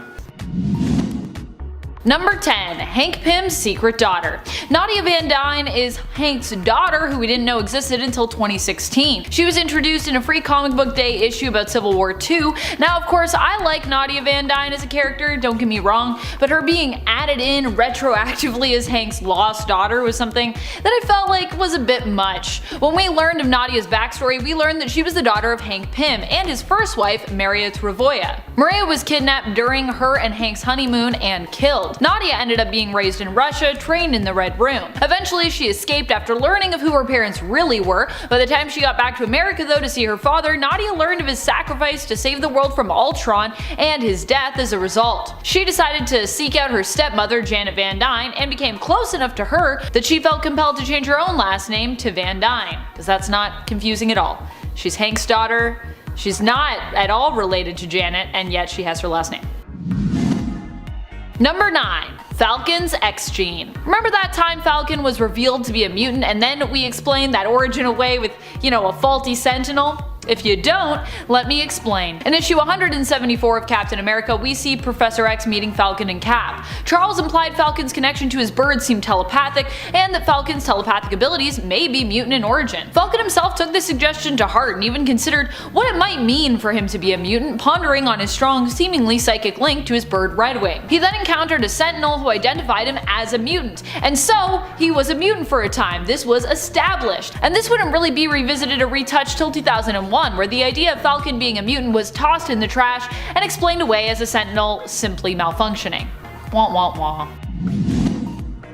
Number 8. Black Widow's confusing backstory. Natasha being a mysterious spy from Russia who switched sides means that yes, we are going to get a complex backstory for her, but it actually wasn't always that complex. Natasha was inspired to fight for her nation originally when her husband was assumed dead in combat. Her husband wasn't really dead, of course, and it was implied that this was all part of a plot to basically encourage her to fight for her country. Before that, Natasha was a renowned ballerina. Later on, however, this whole origin was revealed to be a lie when we learned that the Red Room had embedded memories of her being a ballerina in her mind. They made her think she had trained in ballet, but she hadn't really, because I guess that's what the Red Room does. They mess with you and give you fake memories. Her story was also changed from a woman who was inspired by her husband's sacrifice to put her own life on the line for her country as well, to that of a woman being blackmailed and threatened into becoming a spy in order to protect her husband. Number 7. Zorn. Okay, so I was actually going to make the title of this point a little more explanatory, but then I realized how long that would actually make the title of this point. Okay, so Zorn was basically a character who showed up in the comics who was a mutant who always needed to wear a mask. Because of this, we never saw Zorn's face, leading many to wonder who was really under the mask. Although I think most people just thought, well, it's probably a new mutant, because you know, we get new mutants added to the comics every day. But no, of course, this is comics, so it had to be someone. In a dramatic twist, it was Magneto. But no, of course, this is comics, so it had to be someone that we already knew. In a dramatic twist, it was revealed to be Magneto, who had infiltrated Xavier's school in order to rally up mutant support and help him create an army. He then destroyed New York, shot Emma Frost, killed Jean, and was eventually killed by Wolverine. Later on, however, Magneto would turn up again because, well, he's Magneto, and writers wanted to inch him closer to that line between villain and anti-hero again, so they basically retconned Magneto's involvement in all of this. It turns out there was a real Zorn, and it was actually Zorn's brother impersonating Zorn, impersonating Magneto, who was really to blame. Wow. Just wow. Number 6. Thanos. Number 1 dad? Thanos has never really been known as a caring and kind person. Even the people he keeps close to him are never really fully safe from his wrath. Faithful servants, family members, to Thanos, everyone is pretty much disposable. The same could be said for his adopted daughter Gamora, who he hardened and transformed into a killer until she ended up later rebelling. In the 2019 Thanos series, however, we learn how Gamora's relationship with her father was, well, more complex. How he actually, in his own way, was kind of a good father to her. This series also highlights how much they both cared for each other, despite the fact that an Infinity Gauntlet, which happened in the 90s, pre this series, but in terms of continuity would have taken place after this, Thanos seems to not show any regard for his adopted daughter's life. So, it's kind of a retcon. Doesn't make a lot of sense. Number 5. Influences Thane. This doesn't sound so bad as a title for a point, until you realize just what that influence did. Thane was Thanos' son, whose mother had been an Inhuman. Before Thanos showed up, Thane was a healer and didn't know that he was Thanos' son. Thanos, in his hunt to eliminate the child, demanded the heads of Attilans and therefore the Inhumans' children. This ended with a fight where Thanos fought Black Bolt, and Black Bolt detonated a Terrigen bomb. The bomb was so massive it triggered Terrigenesis in all those who had an Inhuman lineage on the planet Earth's surface, including, you guessed it, Thane. Thane's power was death, and he instantly went from trying to save people to basically killing everyone around him in an instant. Pardon my snapping. Completely unaware of what was happening. He later learned of his legacy, and Thanos promised he would kill him. However, Ebony Maw betrayed his master and instead set Thane free and influenced him to accept his destiny and fight his father. Thane did this and won, trapping Thanos. Learning of his heritage and with the influence of the evil Ebony Maw, who was only there due to the fact that he was originally a member of Thanos' Black Order and was originally loyal to him, Thane became a deadly and dangerous villain over time, with power initially rivaling his father's. Number 4. Spider Destiny. Now you know me, I love the Spider-Verse, I love spider totems, but not all fans share my bizarre obsession with the Spider-Verse and Spider-Geddon stories and the villains known as the Inheritors. I swear I'm like the only person that really loves the Inheritors. If you also love them, let me know in the comments. Show yourselves. With these stories came a pretty huge retcon, which basically implied via learning about the Great Web and the spider totems placed within it that every spider, man, or person had a kind of destiny to become that spider person. In other words, Peter Parker didn't have a freak accident, he was actually destined to become Spider-Man. It was fate! Many fans were not a fan of this change to his origins, as they felt it detracted from what makes Peter Parker so appealing, that he's just an average kid who got a freak spider bite that gave him powers, as opposed to it being all ordained. Number 3. Norman Osborn and Gwen Stacy's relationship. This little frightening retcon was added during the Sins Past story. It also made Peter look like an insensitive jerk, just for good measure as well. The story here that was added in was that Gwen Stacy had an affair with Norman Osborn, a man who was much older than her at the time and who would go on to be responsible for her death. This affair resulted in Gwen becoming pregnant with twins, which she secretly gave birth to. Norman then raised these children, lying to them that they were actually the children of Spider-Man and Gwen, and that Spider-Man had killed their mother, turning them into misguided villains. This was not a retcon anyone needed, but hey, it was one that we got. Number 2. Aunt May's death. Remember when Aunt May died, but it wasn't really Aunt May but an actress who had actually died while impersonating Aunt May? Yeah, that was a weird villainous plot. What we saw in the comics as an elderly Aunt May's death was later retconned into being one of the weirdest and most elaborate plots of Green Goblin's criminal career. It was later revealed that the woman who was dead and buried and who we thought had been Aunt May was actually an elderly actress who happened to be on her deathbed and who had agreed to take on one last role in order to torment Spider-Man? Prove how great of an actress she was? Her motives are pretty foggy. Maybe Green Goblin agreed to pay any surviving relatives of hers a ton of cash? I honestly don't know. What had really happened was this actress had been genetically altered to exactly match Aunt May's genes, meaning no one at the hospital suspected this imposter to be a fake. She died after revealing to Peter that she knew he was Spider-Man and was even buried in Aunt May's intended plot next to Uncle Ben for a time. That is, of course, until we all learned that Aunt May was really still alive and this had been some kind of bizarre ruse. Number 1. Clone Saga. I won't deny that in my time on this channel I've come to actually somewhat love elements of the Clone Saga. I originally disliked Clone Saga when I started working here, but I very much have come to appreciate parts of the story and to acknowledge that without Clone Saga, we wouldn't have some very awesome characters like Ben Reilly and Kane Parker.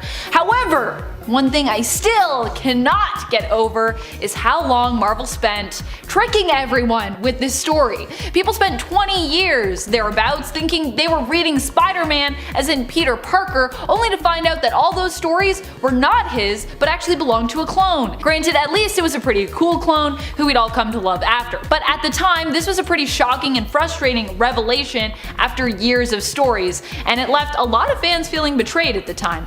Number 10. Rendered Eros powerless. It's got to be hard being the brother to Thanos. Just ask Eros, aka Star Fox, about it, and I'm sure he'll tell you as much.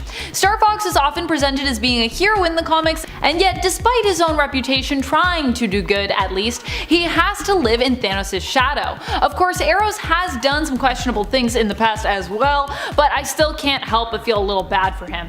During the 1991 Infinity Gauntlet miniseries, while Thanos threatens Marvel's greatest heroes, Star Fox is taken prisoner by his brother, who basically rendered him powerless and makes him watch as he torments his fellow superhero colleagues and friends, eventually killing many of them. Though of course, they would return. That is what it's like to be the brother to the Mad Titan though. He takes the phrase of sibling rivalry to a whole new level. Number 9. Kills his own servants. Thanos is not even above killing those who serve him. He has obviously without much remorse killed his own adopted daughter Gamora before in the comics, and in the Marvel Cinematic Universe, although it pained him, he also chose to sacrifice Gamora to get his way and complete his plan. The Black Order, however, are not usually people who betray Thanos, unlike his traitorous daughter. They are usually loyal to a fault, having been tested over the years by Thanos and chosen for their strength, ingenuity, and ruthlessness. However, sometimes their own greed for power power gets the best of them. Such was the case when Corvius Glaive ruled the Black Quadrant in Thanos' stead and was made to end his own life upon Thanos' return for basically doing so. He was like, I was just keeping the seat warm, and Thanos was like, nah, I don't believe you, you're dead. Before there was the Black Order, by the way, there was the Butcher Squadron as well, a team which Thanos assembled but would actually choose to murder members of at random for his own reasons. Not really a guy you want to serve, I don't think. Number 8. Killed his father. Mentor is known in the comics as Thanos' father. Alars, aka Mentor, has felt deep and intense guilt for years over his son's actions. At times, Mentor has even tried to intervene to try and fix the disaster and bloodshed that Thanos has wrought. In the end, Thanos grew sick and was dying from an unknown and seemingly uncurable disease. He turned to his brilliant father, an accomplished scientist, for a cure, after exhausting every other option he could think of. Mentor was forced to help Thanos when he threatened the other scientists' lives and the lives of their families who resided on the moon where Alars was living. When pressed, however, Mentor shared that a cure would take years to find, if there even was one, and that he was happy Thanos was finally dying. He only regretted not killing his son himself years ago. This outburst resulted in Thanos having an outburst of his own, and he murdered his father in response. It's not a great relationship.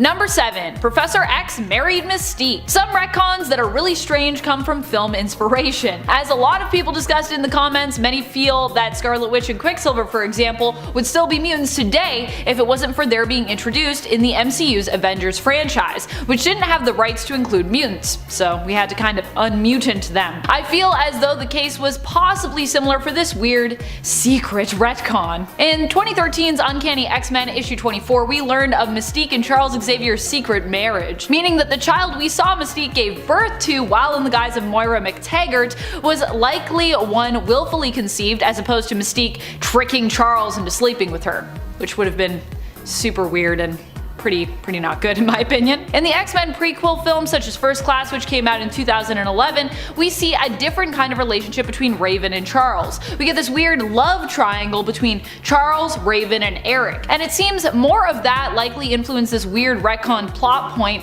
revealed in the comics in Charles's will. Number 6. Child Killer. You wouldn't think that Thanos would make a great father, and he doesn't really.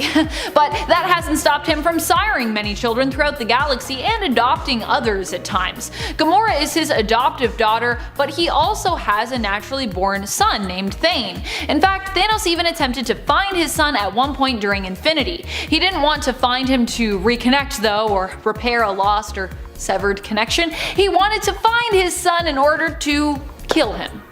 Not knowing where to look, he decided the best course of action was to kill as many children within Thane's possible age group as possible.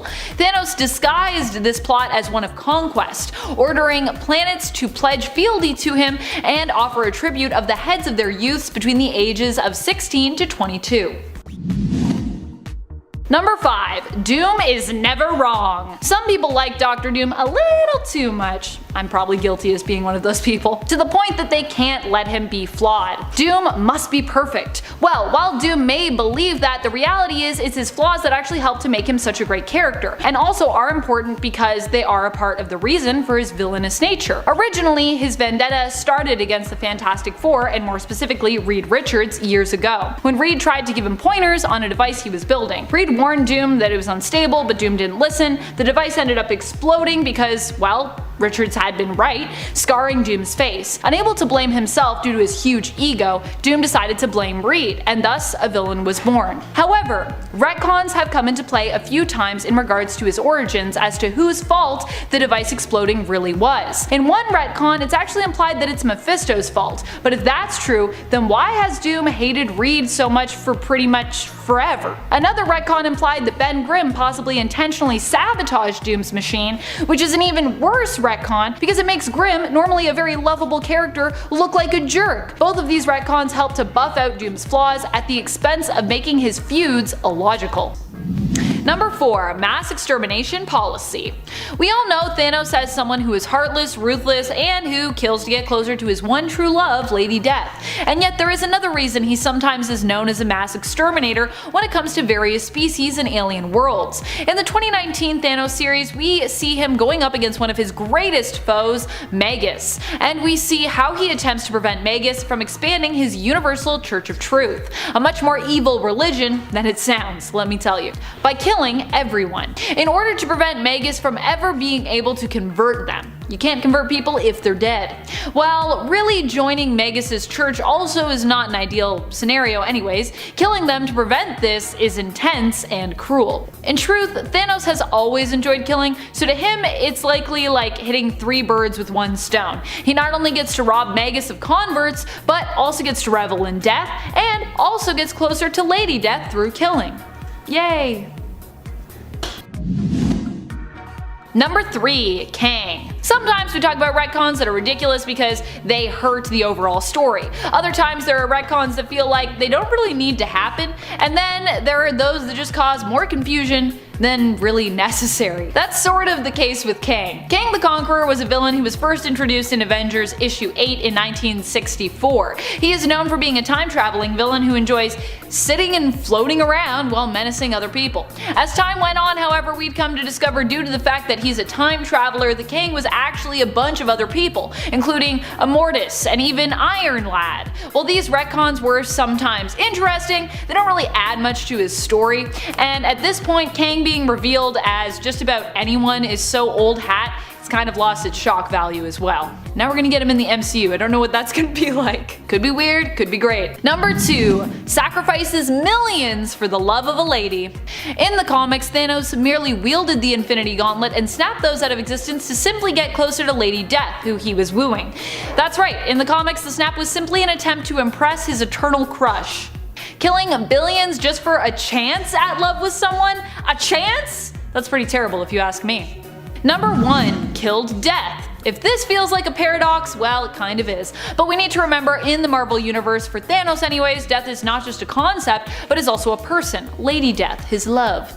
In an alternate universe, however, Death and Thanos have a different relationship, less of an unrequited love story, as Death is posing as Thanos' mother, until Thanos realizes that Death actually has been lying to him, and takes revenge on her by killing her. This doesn't sound so terrible until you realize the ramification of this action, as Thanos does in the story. Basically, killing Death messes with the whole balance of the universe and everything, which, as we've seen in other alternate worlds like the Cancerverse, can be very, very bad. Of course, this doesn't go as terribly as the Cancerverse, as this happens in Earth X, an alternate world known as Earth 9997, and we at least don't have the influence of the many angled ones in this alternate world to worry about. Number 10. Empathy.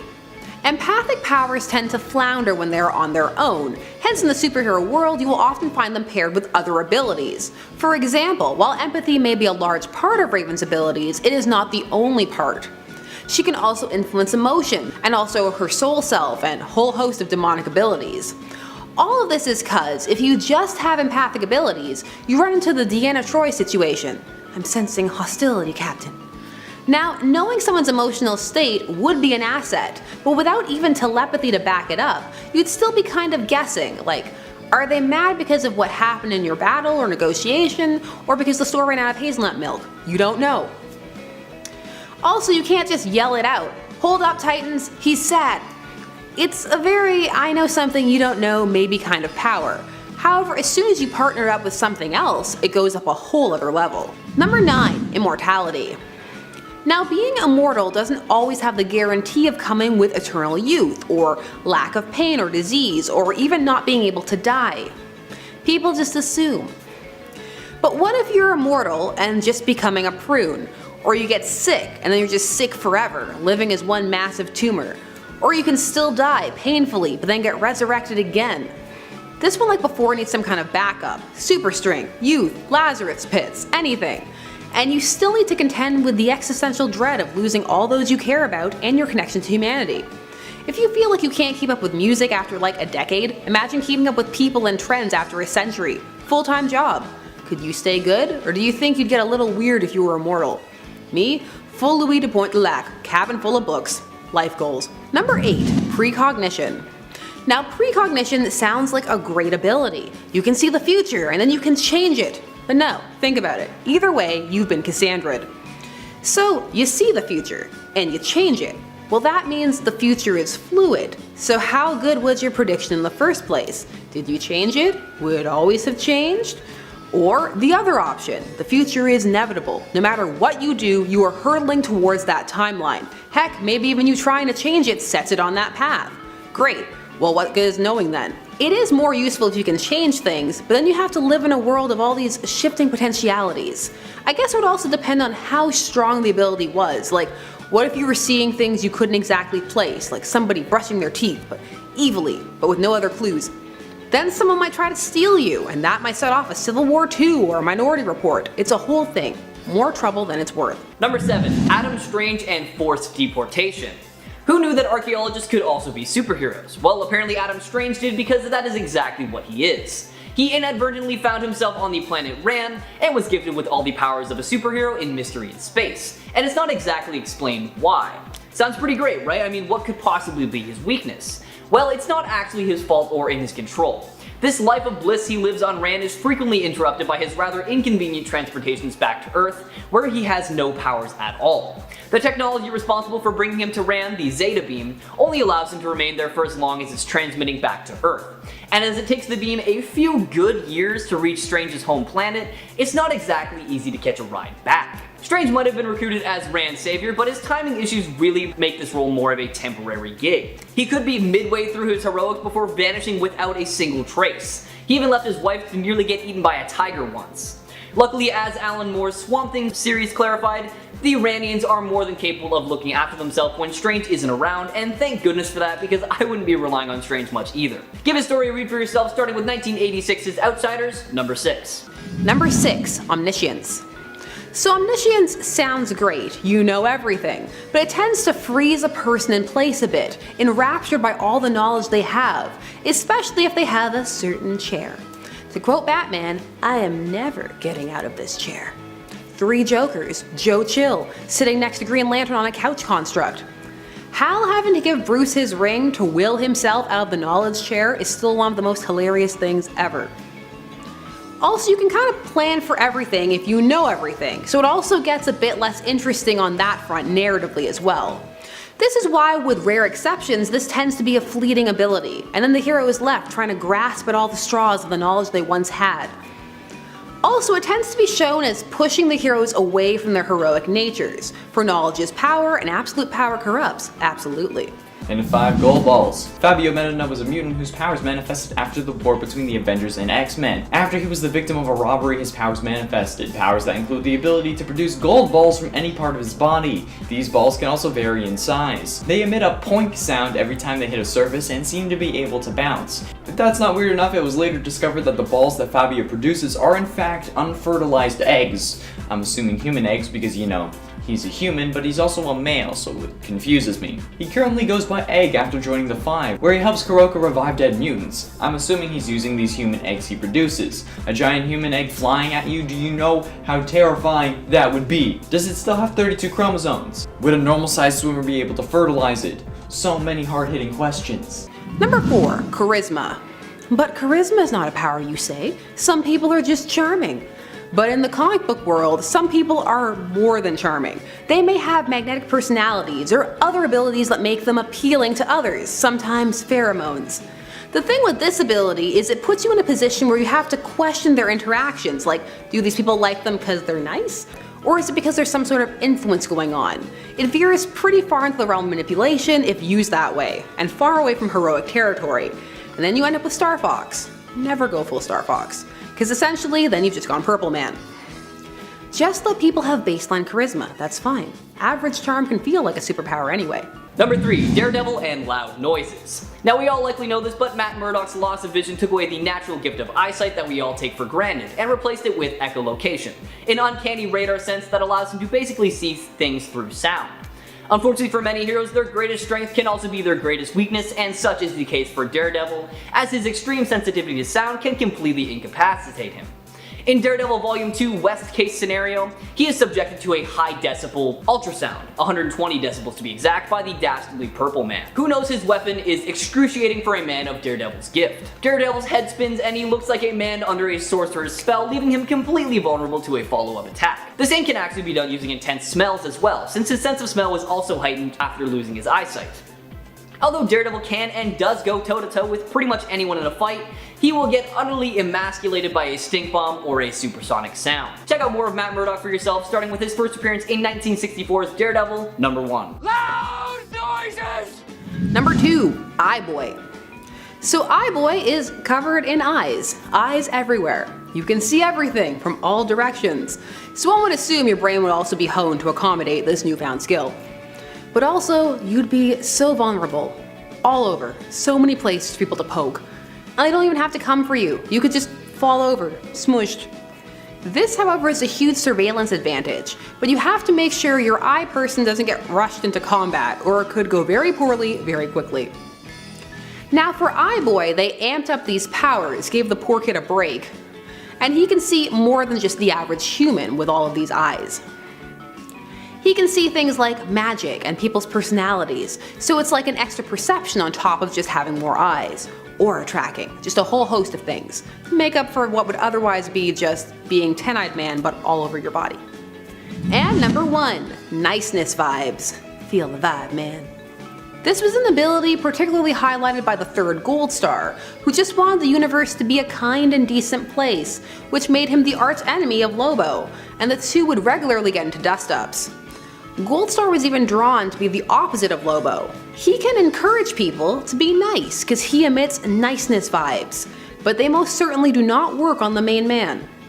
Goldstar would routinely get his butt handed to him because the writers did not like him and were just waiting for the day that he would kind of fade into obscurity, which isn't very nice. See, his vibes don't work at all. In a 10 long neck. According to comments I've seen on these videos along with my own, it looks like this may be my mutant counterpart. I really don't know why you people were so obsessed with my neck when I first started, both on this channel and our sister channel, but I guess I am long neck. Before the events of M-Day, William Hanover was a mutant with a slightly longer neck than normal. He was a student at Xavier's School for Gifted Youngsters and helped Cyclops oppose Zorn's rampage. You had a long neck and you were admitted to the Xavier School for Gifted Youngsters? Okay. He first appeared in New X-Men number 140 in June 2003, and there is no other information about him. His power was legit having a long neck, and that's it. Kinda sad, really. I guess Candace from Phineas and Ferb should also be on this list. In at 9, Skin. Angelo Espinosa was born in Los Angeles. His girlfriend became a gang member, which put a strain on their relationship, obviously. And one night his girlfriend and her friends picked up Angelo for a drive, which turned into a drive-by shooting. The stress of this event caused his powers to manifest. He passed out, and when he woke up, the car was on fire and his girlfriend was gone. A homeless man was trying to steal Angelo's wallet while he was unconscious, but Angelo woke up and fled from the car. As he did, the car exploded, killing the homeless man with the wallet on him. The only way they could identify the homeless man was by using that wallet, so Angelo was declared deceased. His power is one of the most absurd I've ever seen. Aside from sounding like a Wizards of Waverly Place spell, you know, Humanos by Espinosa. Espinosa had gained an extra 6 feet or so of skin that he can use to extend limbs like a restricted Mr. Fantastic. Skin was later found crucified on the grounds of the school along with other mutants, and despite Archangel's new healing ability, he wasn't able to save him. But like, come on, 6 feet of extra skin? That's dumb. In Innate Maggot. This one has to be the most confusing of the bunch. The kid known as Japith, if I even said that right, was tortured by terrible stomach pains and required special food. He was told by doctors that his pains were caused by cancer, so in an effort to save his family money on medical treatment, he left his small African village at 12 years old to commit suicide. He ended up being found by Magneto, who helped him uncover the true nature of his pain. 2 slug-like creatures that lived in the boy's guts that acted like his digestive system. After Magneto got revenge for Maggot's father's death, Maggot was horrified by his actions and didn't join Magneto's cause. Sometime later, he ended up seeking out Magneto in an attempt to get him to help Maggot master his power, his slugs. He had named them Eenie and Meanie, and they work as his digestive tract, meaning he will essentially vomit them out and let them hunt. They will find food, eat it, and then return to Maggot, giving him all the nutrients from that food after he's like swallowed them back up, since Maggot cannot eat proper food on his own. Yeah, it's weird, gross, and disgusting, but oh well. That's why it deserves to be on this list. Number 7, color manipulation. So when we're talking about this, we're talking mostly about the Color Kid, who can change the color of any object at will. Now, cool for your career as an interior decorator extraordinaire, but for your crime-fighting career, less so. So this character once used this to mask a MacGuffin so that the villain couldn't find it. But I mean, this is a stopgap measure. He also tripped someone, because he blended an object into the floor. So distraction at best, annoyance at worst. Now you could work this, but you'd have to be one think on your toes color manipulator. So many other careers. Children's entertainer, that would be another good one. Teach the young ones all about mixing colors. And at 6, Glob Herman. Look, trained mercenaries or villains know where to shoot or stab you. Some trained individuals know where to stab you to make it look like you're dead but not actually kill you. But it's a general rule of thumb, you know, shoot to kill, aim to thrill, or aim for the head and right in the chest. Well, what if you had transparent skin so the villains knew exactly where to put each bullet or knife to avoid your bones? Well, there you have Glob Herman's power. His real name being Robert Herman, he probably took one of those memes that's like your stripper name is the color of your shirt and the last dessert you ate, but it was like your superhero name is the last thing you wrote on backwards plus your last name. And boom! Blog backwards Herman was born. Blog backwards is Glob, so. Number 5, Wonder Woman and being tied up. Superheroes don't come much more kick than Wonder Woman. She's an extremely skilled warrior with enough power to take on the gods and win, and she's shown time and time again that she can hold her own in the world of comic book heroes. However, the Golden Age Wonder Woman was bound by an interesting Amazonian rule that really did not work in her favor. Known as Aphrodite's Law, it states that when an Amazon girl permits a man to chain her bracelets of submission together, she becomes weak as other women in a man-ruled world. This gender-specific weakness lasted from Wonder Woman's debut in 1942 right through to the mid-80s, when DC finally retconned this out for good. This weakness is less literal than metaphorical, meant to demonstrate Marston's argument that women are only vulnerable to men when they choose to be. But still, I am very glad that this is gotten rid of for good. Check out Wonder Woman more for yourself, starting with her first appearance in 1942's All-Star Comics, Volume 1, Number 8. And at 4, Zeitgeist. Look, puking is never fun, especially not after binge drinking. But while it may feel like acid in your throat, the stomach acid doesn't really burn through any non-organic material. Well, imagine vomit that may actually end up being able to digest corn. Well, let me introduce you to Zeitgeist, the most common mutant right now because he looks like he's wearing a surgical mask and we all need to be wearing one right now. He would have nightmares about a makeout session gone wrong after he ended up spewing acid vomit on a girl's face during a drunken day at the beach. Yikes, that'll definitely be a downer on your first date. She survived, but the face burn left Axel Clooney wondering if the nightmares would stop if he remembered her name. You ain't remembering her name, buddy. While sure, he may have been the leader of the Ecstatics, this is still such a dumb power to have. When I saw the guy with acid spit in Sky High get classified as a hero, I'm like, what the f***, why? How is acid spit a heroic ability? Sure, super strength, I get it, but acid spit? It's more of a hero support power. This also goes to show that nobody other than the public cares about damages superheroes cause. He literally started burning through the skull and he's like, hero! Number 3, Power Rings. Now the Power Ring is a fantastic weapon, and one that is immensely powerful. I mean, with it the limits are literally only one's imagination. However, sometimes the constructs can get a little silly. People creating whole trains and cars around themselves and the like. Plus, without the rings, not all the lanterns have backups, not even some extra martial arts training. Simon Baz carried a gun for a bit, but that didn't go over well. Also, a couple of issues into having it, he shot and killed Sinestro. Thankfully they were already in the realm of the undead, so it didn't have a permanent effect.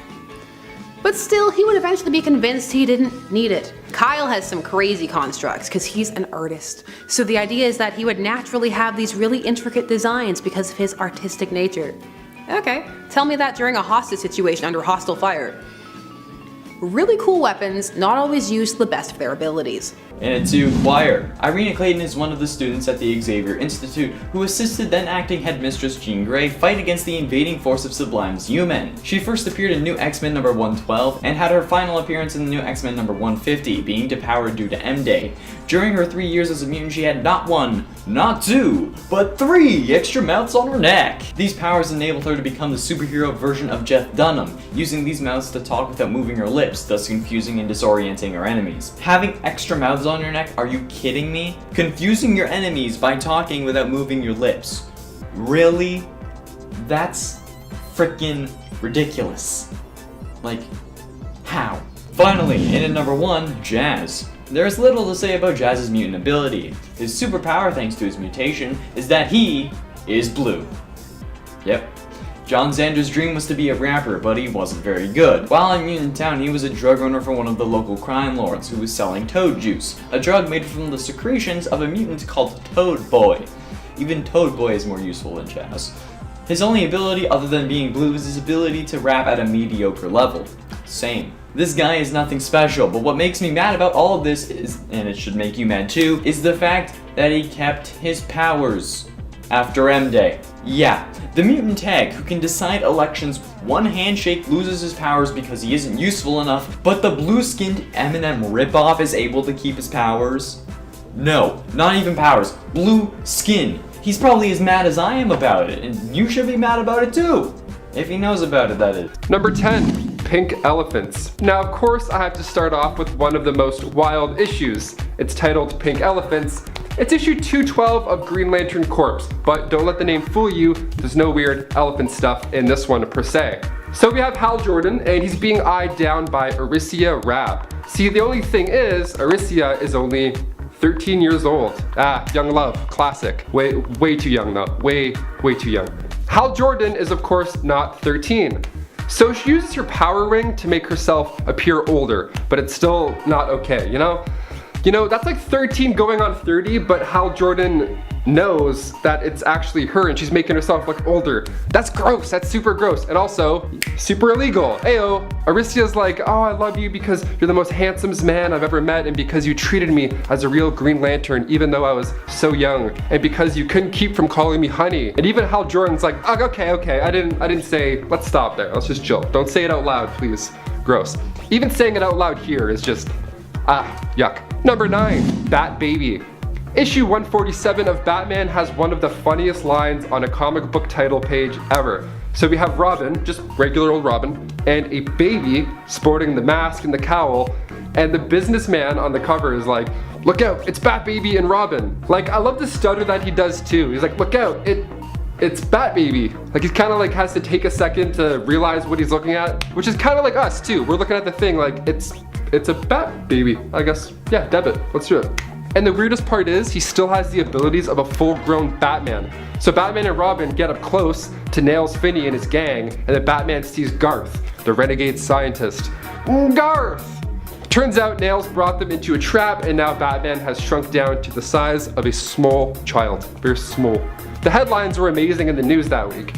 Gangland turns Batman into baby, and the photo is just Batman all moody, like, it's the best. Robin at one point even has to carry Batman to the Batmobile. So what does Batman do? He embraces it. He's like, fine, I'll dress like a baby, I'll become Bat Baby, let's do it. He does well though, or he does okay rather. One of the headlines that you see next reads, Bat Baby does okay for a kid. That's it? Just okay? Like, I mean, he's okay. He just rode a balloon up in the air like 40 feet and then fought off 3 crooks, but he did okay. For a kid. He was okay for a kid. Yeah, he had to ride a balloon because his legs were so small. That's the sound I make when I'm trying to run fast. I don't think we'll ever get this comic on the big screen, but who knows? I mean, we got Scott Lang as a baby in the last Avengers. Maybe DC will really go for it and have a Bat Baby make a brief cameo. We're hoping. And number 8, Bat Witch. This one's a classic. Released in 1969, issue 186 of The World's Finest, we find Batman in a bit of an odd situation. So, Superman and Batman at this point have traveled back in time to solve a mystery of a broken bust that resembled Batman. They're like, alright, let's go back in time, figure this out. So they go back and they rescue a lady named Sylvia Ward. Now, Sylvia was actually accused of witchcraft, and she's in trouble.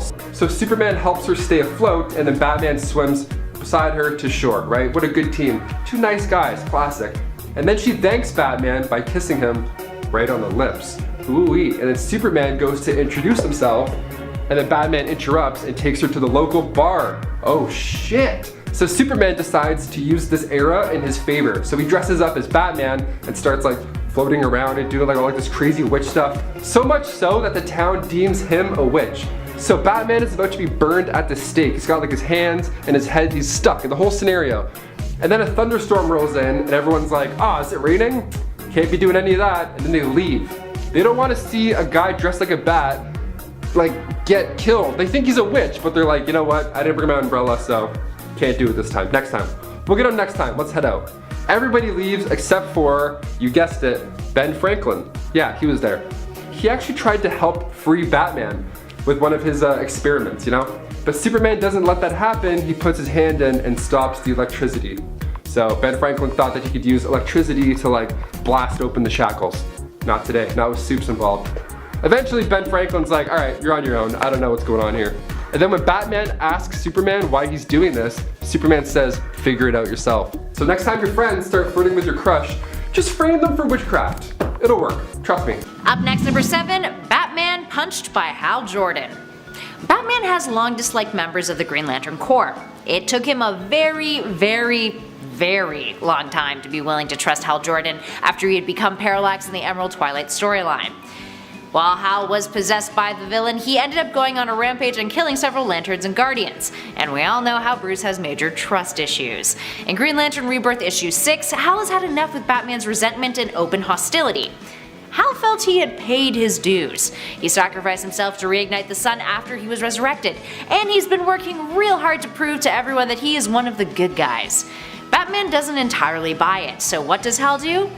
Well, he punches him in front of a bunch of other Green Lanterns. But to be fair, Batman kinda had it coming. He's long been an to not just Hal Jordan, but to other Green Lanterns in the past. Which actually brings us to our next number. Number 6, Orca the Whale Woman. Imagine if when Robert Pattinson's Batman came out, this was the story that we got. I would laugh so hard. So we go now to Batman issue 579. So imagine you're on a yacht, you're just chilling, right? You're hanging with your friends, having some drinks, feeling good, looking good, showing off your fancy $6 million necklace, and then bam, a whale woman just blasts into frame and rips it away. She's like, don't let her, give me that necklace. Like, first of all, so scared. Bruce is shocked. He's like, miss, can you please return that gem to its rightful owner? That'd be great, thanks. And of course the whale doesn't cooperate, so Bruce heads to the Gotham Aquarium to ask some questions. He meets Grace Baleen, who is a woman bound to a wheelchair who works at the aquarium. She gives the whole rundown on orcas and how they fight other whales that are 3 times the size of them, and how she's working on this research project with orcas, but the funding, of course, is not going well. So you probably figured out what's going on by this point. She spends her time robbing from the rich, and instead of keeping that wealth for herself, she donates it to charities. Not a bad idea. She ends up becoming an orca forever, but that doesn't last long, don't worry. She's killed by an operation ran by the Great White Shark in Detective Comics issue 819. A lot of sea drama in that one. Under the sea, we have a lot of murder, under the sea. No dancing crab choreography included. Let's move on to another iconic DC character in at number 5, Catwoman. Oh yes, an iconic character the caliber of Catwoman can be victimized by a terribly wacky origin story just like any other hero. Selina Kyle first hit the scene in the early days of the Golden Age, appearing in Batman issue 1 from 1940, but she hadn't fully come into her own yet. During her debut, she was merely an expert thief who made use of disguises that made her appear like an innocent elderly woman. But how did she enter this glamorous life of crime and jewel thievery? Well, once upon a time, she was a flight attendant, and during one fateful flight, the plane she was working on crashed. She suffered from amnesia as a result, and upon waking, what did she do? She decided that she should start a life of crime. That's a completely rational idea, right? Yeah. Let's just be criminals.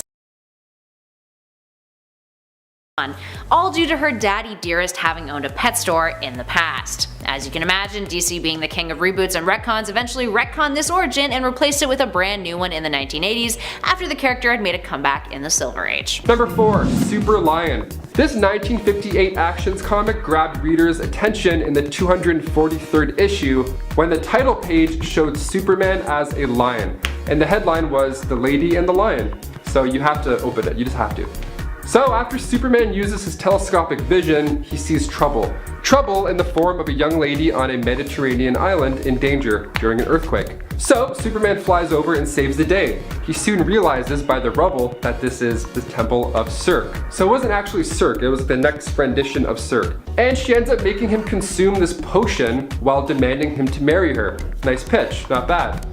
If you do not come back to me for the antidote before the next dawn, she continues, you will turn into the creature you most resemble by nature. See, if that was me, I'd turn into like a toad or like a little turtle or something. Something just kind of like, you know, something not the best. So as fate has it, Superman becomes a lion. Yeah, his lion's heart and strength made him do the whole spiel. It could be a lot worse. Do the whole spiel. It could be a lot worse. really dumb concept or best idea ever. I don't know, I'm kind of in the middle. Let us know in the comments. Would you see this in theaters? Superman as a lion, just like putting people's heads in his mouth? Let us know, I kind of would. Number 3, Wasp, and that time that she fell out of a tree. Yes, this is actually a thing that happened.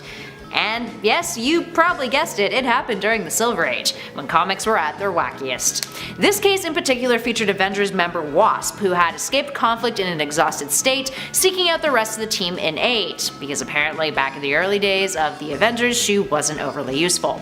In the process, when shrunken down, she's almost eaten by a hungry little bird. But after growing in size, the tree branch that she was perched on snaps, and she falls to the ground, unable to shrink down in time to save herself. So she lands on the ground and is knocked unconscious. Perhaps my favorite part of these panels is the very end, where the final panel reads, "But now we must leave the fallen Avenger as she lies silent and still in the lonely glen, for there are other urgent matters which concern us." God. Jeez. Clearly even the writers didn't care about Wasp back then. Kinda harsh, guys. Number 2, Green Lantern and wood. If you're a bit confused, that is totally okay. This is not a weakness that is common across all of the Green Lanterns. It's specific to the very first Green Lantern, Alan Scott. Despite being armed with a magical ring and a spectrum of pretty much limitless powers, Scott seemed to have another fatal weakness other than the color yellow. He first realized that this might be a problem for him after he was hit in the face with a wooden log. And then after a series of wins and victory laps, Scott realized tree bark might be his potential undoing. Put a little more succinctly, items made of wood cannot be lifted or broken by energy from the ring, nor can barriers of emerald energy stop projectiles crafted from wood.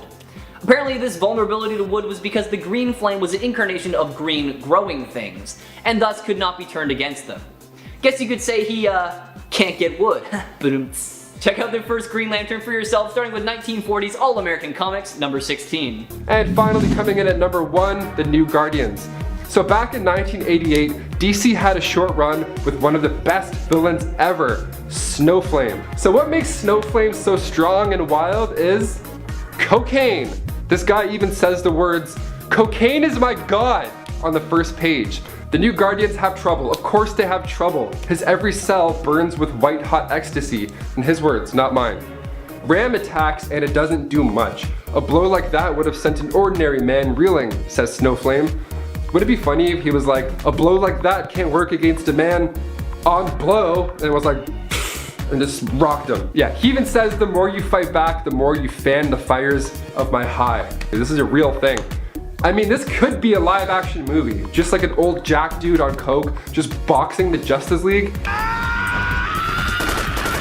Number 10, childhood trauma. You might think Peter has some pretty intense childhood trauma himself, and he does, but he's not alone here. MJ also had a rough childhood. She grew up in a home where her family was constantly forced to move because her dad, a professor, always felt the need to take on new jobs and move to new schools. Maybe because he had an anger problem, or as MJ speculated, because he was looking for some kind of satisfaction that he never really could find. This made it hard for MJ to make new friends, but she forced herself to be even more outgoing and charismatic, entertaining her classmates and making everyone fall in love with her. That classic MJ charm. However, what her friends didn't know was at home she and her sister Gail and her mom were suffering.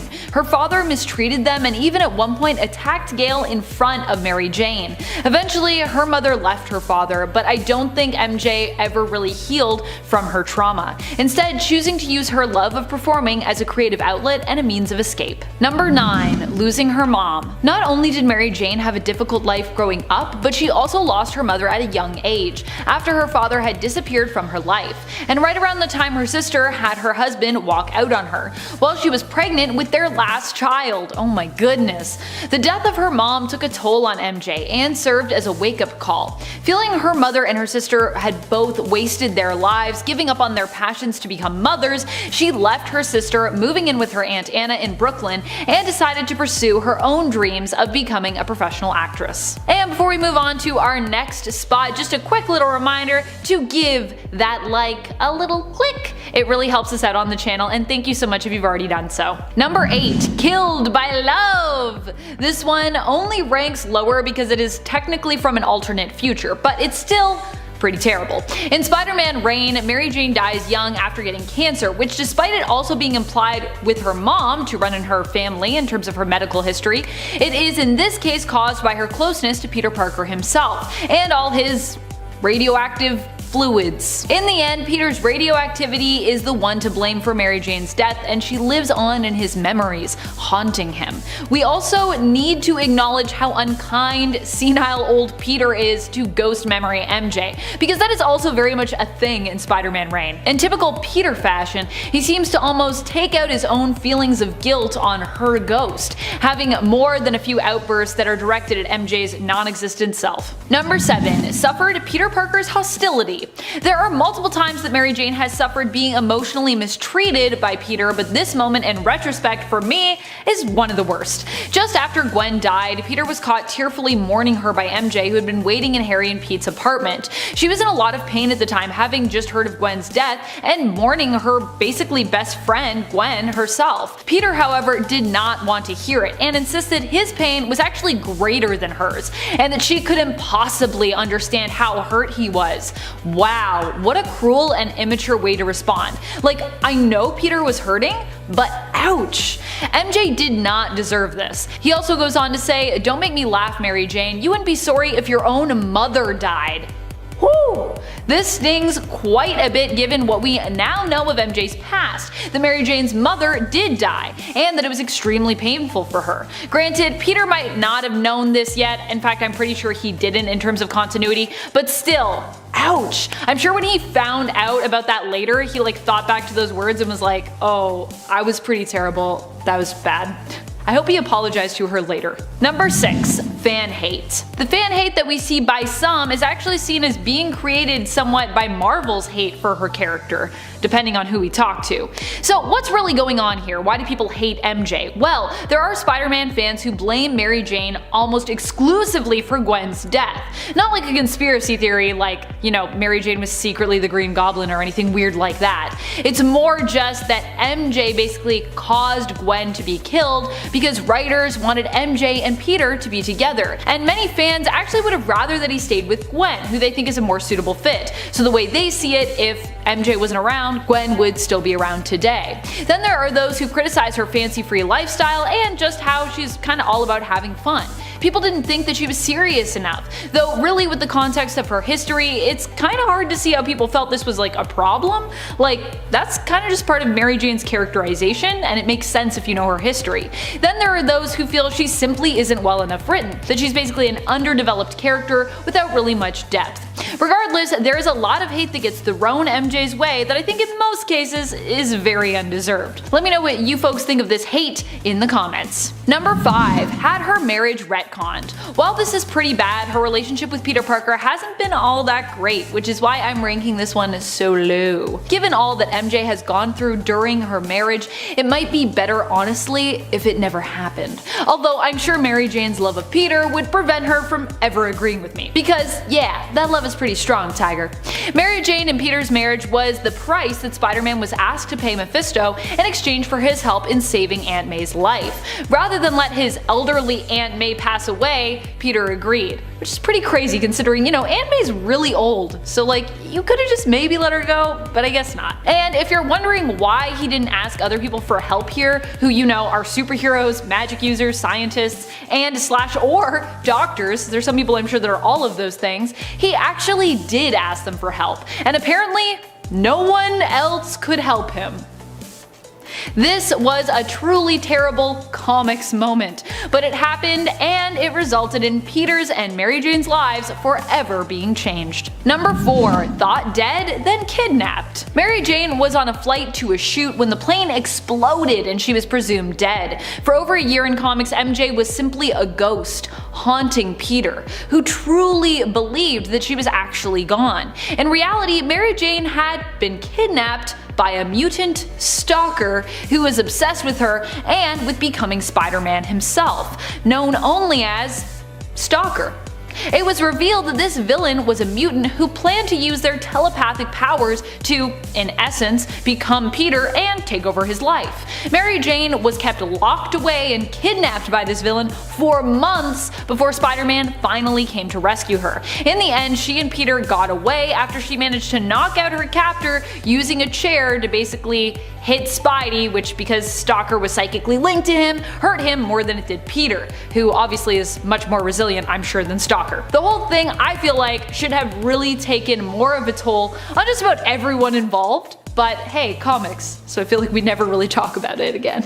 Number 3, terrorized by Venom. One of the moments that caused a lot of grief and trauma for MJ took place when she was completely terrified by Venom's appearance and presence. Not only was MJ left almost broken by the experience, almost perpetually and severely afraid of the villain, but this wouldn't be the last that she'd see of Venom either. Venom has not only terrified MJ in the main continuity, but he has also done so in alternate universes too, where he has targeted both her and other members of Peter's and generally also MJ's family together. Due to her intensely negative relationship with the symbiote, fans even were initially triggered at the sight of the black suit when we were given a variant cover featuring MJ bonded with the symbiote in place of Eddie Brock. This was intended to celebrate MJ, but it definitely stirred up some mixed feelings for many of her fans. Although it is a cool variant, it does look cool, I will say. Number 10, one less eye. That's right, kicking off the list at number 10, we have a Spider-Man moment that gives me goosebumps every time I see it. We start now with Spider-Man, the Other, Evolve or Die, where we see Spider-Man get his eye ripped out. Yeah, Morlun put Spider-Man through quite the battle, but ultimately it ended with his eye being a midnight snack. Spider-Man even compared being hit by Morlun to being hit by the Incredible Hulk, saying how he's never been hit so hard in his life. He has no idea it's about to get so much worse. And before we continue, if you guys haven't done so already, please make sure to go ahead and give us a like, because it helps us out a bunch here at the studio. It's this one. Thanks a lot. Okay, now back to Peter Parker's awful life. Number 9, Man Spider. We've all wished at some point or another that we could have Spider-Man's powers. I mean, the wall crawling alone I would take. So useful. But what if you got more than you bargained for power-wise? Well, in Spider-Man Disassembled, we see this in a pretty gross way. Peter starts to become an actual spider, starting with growing an extra set of peepers. Yeah, so that's disgusting. But wait, there's more. He ends up becoming an actual spider. Yeah, so after being injected with this goop from the Spider Queen, not only does he grow some extra eyes, but he also gives birth to another Peter Parker. Yeah, you heard me correctly. So out comes Peter, and he's the same Peter Parker as before, but a little stronger, with maybe a hint of PTSD sprinkled in there. But that's not particularly new to Peter. Bonus points to Peter also for attending a wedding with the 2 extra eyes and not being noticed. Gotta love Star Trek themed weddings. You get away with everything. Number 8, Venom. Making its debut in Amazing Spider-Man 299, next up on the list we have the introduction of Venom. Venom is a symbiote from the Clintar race, and after making its way to Earth, it eventually wound up in the hands of course, Spider-Man. So this dark symbiote started to make Spider-Man's life better. I mean, he got a cool haircut, started standing up for himself, and the suit made him stronger. It just felt better. But this didn't last too long because the symbiote found its ideal host shortly after Peter ripped it off, and that being Edward Brock. Eddie had visited Our Lady of Saints Church to beg God for forgiveness before ending his own life. And then this alien symbiote bonded with him mentally and physically. Like I said, at this time Peter was there trying to get rid of the symbiote because it was doing more bad than good in his life. Now, because it had originally bonded with Spider-Man, he basically is another Spider-Man, kind of. He gets the same powers Spidey used and also some of the same memories. It's actually why Eddie Brock knows Peter Parker is Spider-Man. Fun little fact. This ended up creating one of Spider-Man's best villains, and we get to see Tom Hardy reprise the role of Venom in the not so near future. Number 7, Tony Stark's death. With rumors swirling around about the next Spider-Man movie being one within the multiverse, it's only fair to go back and look at some of the sad themes of Spider-Man Far From Home, with of course being the death of Tony Stark. So right off the bat, we see Peter struggling with the weight of the world, having everybody look at him as the new leading Avenger. With most of our other Avengers off-world, Spider-Man facing Mysterio couldn't have been more grueling. This poor kid even gets slammed by a train at one point. It's easy to say this is a time where Peter could for sure go without. reconnecting with lost friends, dealing with much older classmates like bad boy Brad, who doesn't make the first year back in school easy for Peter at all. That plus Tony Stark's inventory just being handed off to him, that's a lot of responsibility. The kid's going through a lot of pressure and puberty too. I mean, probably. What a combo. And number 6, the affair. Gwen and Norman's affair, to be specific. This is an absolute nightmare of an issue, so of course we're throwing it in here. We go now to Sins Past, which was this 5-part story that revealed that Gwen Stacy had actually had an affair with Norman Osborn. And they had kids named Gabriel and Sarah. So he meets them in a pretty wild way. We're introduced to these 2 twin characters, these new mysterious characters, and one of them really resembles Gwen Stacy, like by a lot. So Spider-Man 509, this begins, and it starts with a letter from a dead Gwen Stacy. So Peter starts to analyze the situation and the letter, and eventually finds out the secret that even Mary Jane knew about. So 7 months before Gwen's death, she gave birth to these twins with Norman. But because of Norman's blood, they aged a lot faster. And this wasn't taken too well by comic book fans, as this was written out pretty fast. Still an awful time for Peter, I'd say. I mean, even Mary Jane knew about it the whole time. So many secrets, so little time. Number 5, Doc Swap. This is a body swapping story that might make you pretty uncomfortable. So we go now to the Amazing Spider-Man 700, where we find a dying Dr. Otto Octavius. So Octavius switches bodies with Spider-Man, so that Spider-Man would die in his body and then he would live on inside the body of a superhero and do some good. Not a bad plan. Now the best part of this is that Peter was still inside, a little bit. He was able to remain inside the body and could only communicate with the new webhead, Otto Octavius. It's like your subconscious just talking to you the whole time.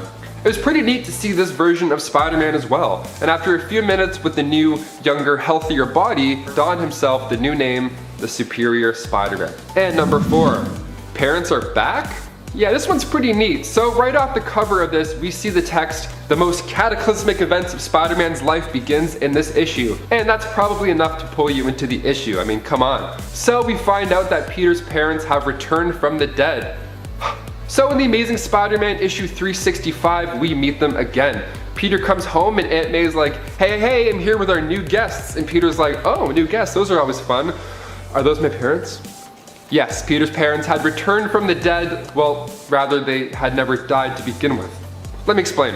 So they went on to explain how they were alive and working for Red Skull in secret for years. Only it was later revealed that they were evil androids the whole time. So his robo-parents were actually collecting some intel about Peter to give back to Chameleon.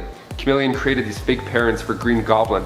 So many lies. Just a web of lies. Spider-Man web of lies. Now we get it. Number 10. A Date with the Devil. In New Mutants Volume 3, Issue 30, we find Mephisto taking a pretty strange deal. I mean, compared to his normal read the fine print soul collecting type of deal, that is. This time around, a team of X-Men accidentally enter the home of Mephisto, the underworld, literally hell. So he offered to let them go about their super business and leave hell on one condition. That condition being that he gets a date night with Amara Aquila. So the team encourages her to say no, but she seals the deal. Mephisto says, hey, I'll call you, and then whoosh, they're all gone. Just like that, the team is free. So the team rescued Blink, and then Amara prepared for her date. Issue 37, titled A Date with the Devil, we see Magma double checking that she looks good for her date night coming up. Making sure the curls look good, eyeliner's great, we're looking good, let's do it. And just like prom night, her man arrives at the door with flowers. What a gentleman. So they dine, of course, in the third circle of hell, overlooking a lake of lava with volcanoes going off. It's quite the spectacle. I mean, Niagara Falls, hell, you know, both are pretty romantic. And of course, they had an amazing pit band to set the mood. She returns back to normal life and admits that she had a pretty decent time once he stopped trying so hard. See, usually when a friend goes on a date, you know, it's exciting to see how it went.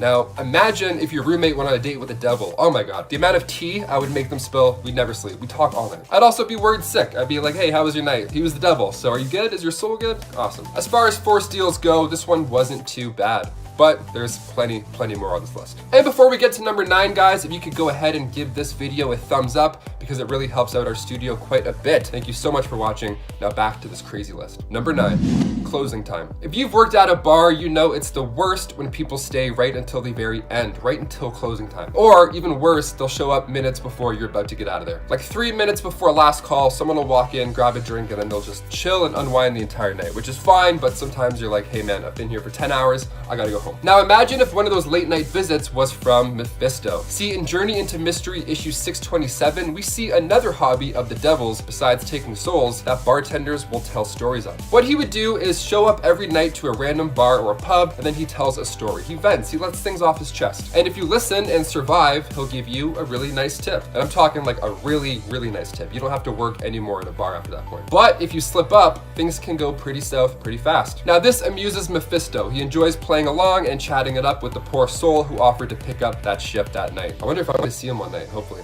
Fingers crossed. Actually, no, let's not see him. Let's not do that. Number 8. What happens in Vegas? Doctor Strange Damnation is a 4-parter that puts Mephisto and Doctor Strange in the most epic game of blackjack. Yeah, you thought Casino Royale had like the high stakes?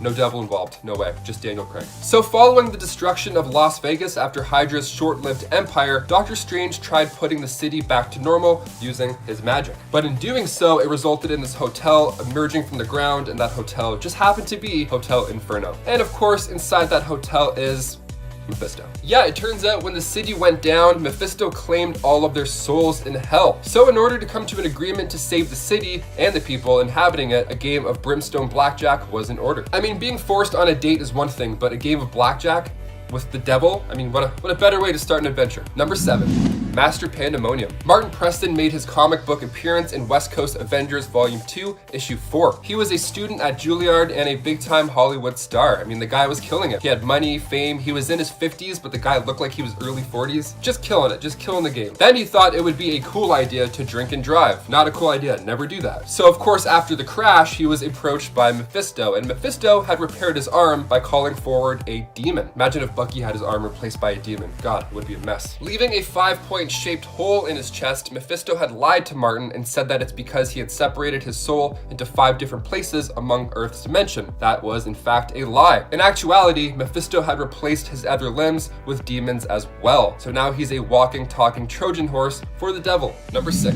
Johnny Blaze. Marvel Spotlight issue 5, we see a legend being born. The Ghost Rider. See, Johnny Blaze was a stunt performer, and when his stepfather, Crash Simpson, got cancer, Johnny opted to make a deal with Mephisto to save him. And then when Crash tried to return to the stunt life, he crashed. So now Johnny's upset and he has a few choice words for the devil. So Crash still ended up passing away after all, just not from cancer. Kind of not a great deal. So when Mephisto returned to collect his soul, because he thinks that's a fair deal, Roxanne intervened and used the spell of banishment from one of Johnny's books. Before Mephisto got cast away, he grafted the essence of the demon Zarathos to Johnny's body, thus creating the Ghost Rider. Imagine if Roxanne hadn't showed up, he would have just tricked another poor person into trading souls for some lousy deal. Careful what you wish for, folks. Number 5, Silver Surfer. When Mephisto first came into Marvel Comics, many thought it was during the events of Ghost Rider, like I just mentioned. He actually tried taking Norrin Radd's soul before in Silver Surfer issue 3. The Power and the Prize. The story begins with the Silver Surfer being tracked down by Mephisto because he's drawn to his power and nobility. What a perfect soul to take. The guy's great. He sees him as an obstacle, of course, because he's the Silver Surfer and he's amazing. So Mephisto captures Norrin Radd's love to use as bait, but the Silver Surfer beat him down. He's one of the few Marvel heroes that actually had defeated Mephisto. So honestly, if the devil ends up showing up in WandaVision at some point, I wouldn't be surprised if the Silver Surfer is next up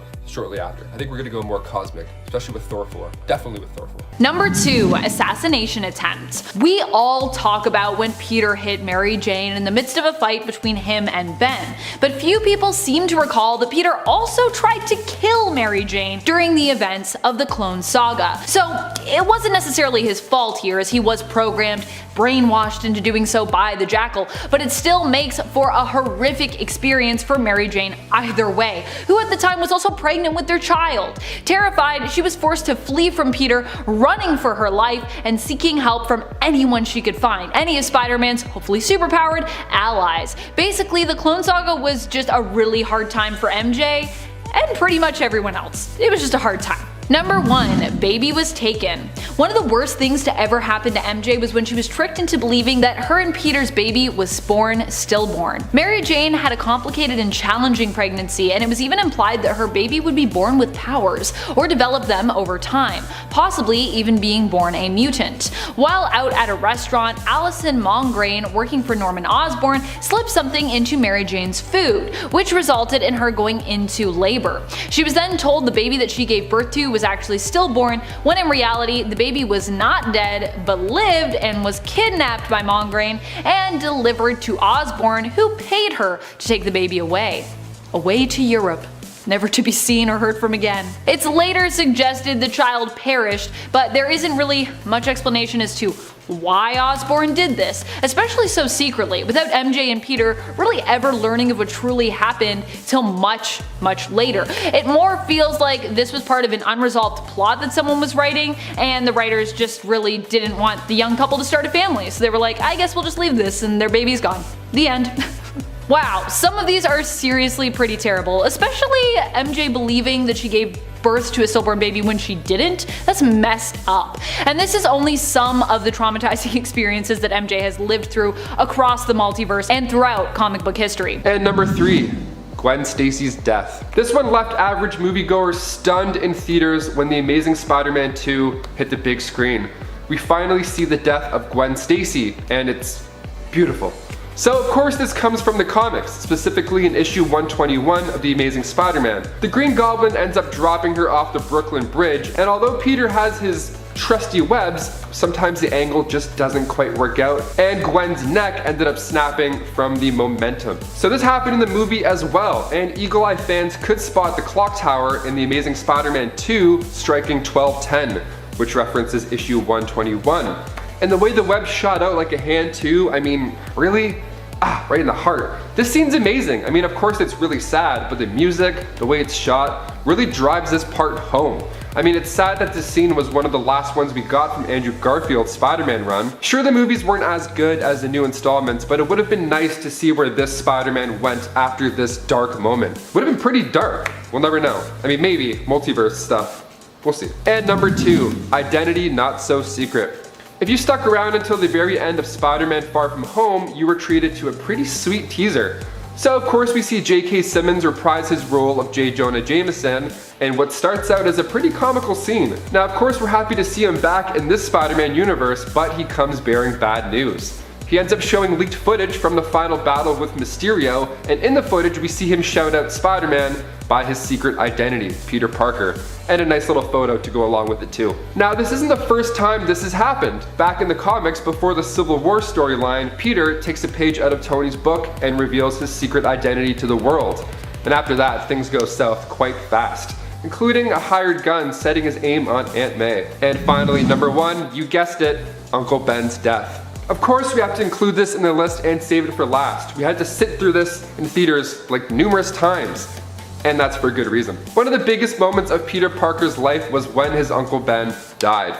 Now after letting a thug out of his sights, that thug ended up being the one to take his uncle's life. So not only did Peter of course feel saddened by this very close loss, especially not having parents to begin with, but he was responsible for letting this guy get away. He honestly let it happen, and then in Amazing Fantasy issue 15, we see it all unfold. So after a police officer asks Spider-Man why he let the crook get in an elevator and make a break for it, Spider-Man responds with, "Sorry pal, that's your job. I'm through being pushed around by anyone. From now on, I just look out for number 1, and that means me." And cut to bam. Number 4. Cynthia Von Doom. The mother of Victor Von Doom. She was known, of course, to dabble in the dark arts. She often communicated with demons and used spells. She was born in Latveria into a Romani clan, and her people were constantly facing persecution at the hands of the Baron and his men. So she turned to Mephisto to make a deal, promising her soul in exchange to punish them. So he gave her powers to take care of them, but the only thing was, that same power would also take care of the children that were there as well. So he gave her the power, but just not the control. So she couldn't live with herself after what she had done to the children, so she made her husband promise that her son would never follow her footsteps. And then after that, her soul moved to her forever home, which was hell. Number 3, using James Mandarin. Doctor Strange Volume 2, Issue 15, titled Where There's Smoke. We see Mephisto use James Mandarin as a pawn against Doctor Strange. It's brutal. So the issue kicks off with Doctor Strange saving a woman from a fire. And when he returns home, he meets up with Clea. But before they can even catch up, a man named James Mandarin comes to the door. But he has a knife in his hand and he claims to know who and what Doctor Strange truly is. But Doctor Strange plays it cool, of course. James does not play it cool. See, he wants to be Strange's disciple. So he slashes at his own throat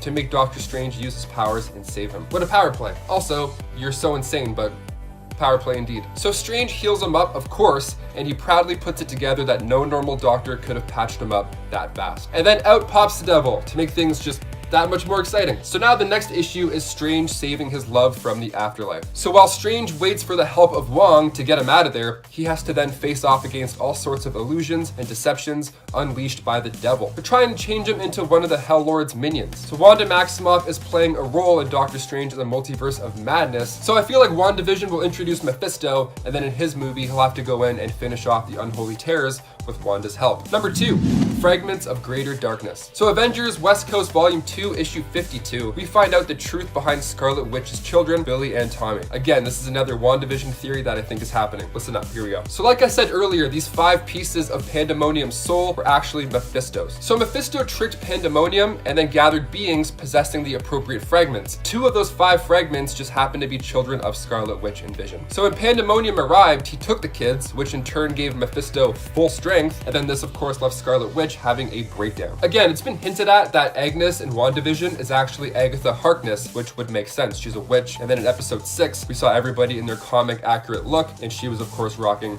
the witch outfit. Coincidence? I think not. And finally, number 1, One More Day. We finish off with this 4-parter, the One More Day Spider-Man storyline. It began in 2007 in Amazing Spider-Man issue 544, and instead of Pete dealing with the usual thugs or some enhanced science villain with a tail, we see Spider-Man make a deal with the devil. So after Spider-Man revealed his identity in the Civil War storyline, people of course were after him now. So when a bullet strikes Aunt May instead of Peter, he of course feels like he's the one to blame. Absolutely, you took your mask off, that's what happens. Even the opening of the story, it shows Aunt May in a hospital bed with Peter at her side, talking about how she was perfectly fine just a mere days ago. It's very sad. And Mephisto has entered the chat once again. He offers Peter a deal while Aunt May is dying. So basically what happens is that the world will forget about Peter's identity and Aunt May will live. But the whole Mephisto magic is that MJ and Peter never got married. That's just gonna go away. So it's a lose-lose, and you're just trying to be a superhero. So they hug one final time, and MJ explains that their love was always meant to be, and that whatever Mephisto does is unstoppable. And then poof, the deal is sealed. The next day, Peter wakes up, all is fine and normal in his casual life. All that backstory was just wiped out in the turn of a page. Thanks to Mephisto, because your deals are just great.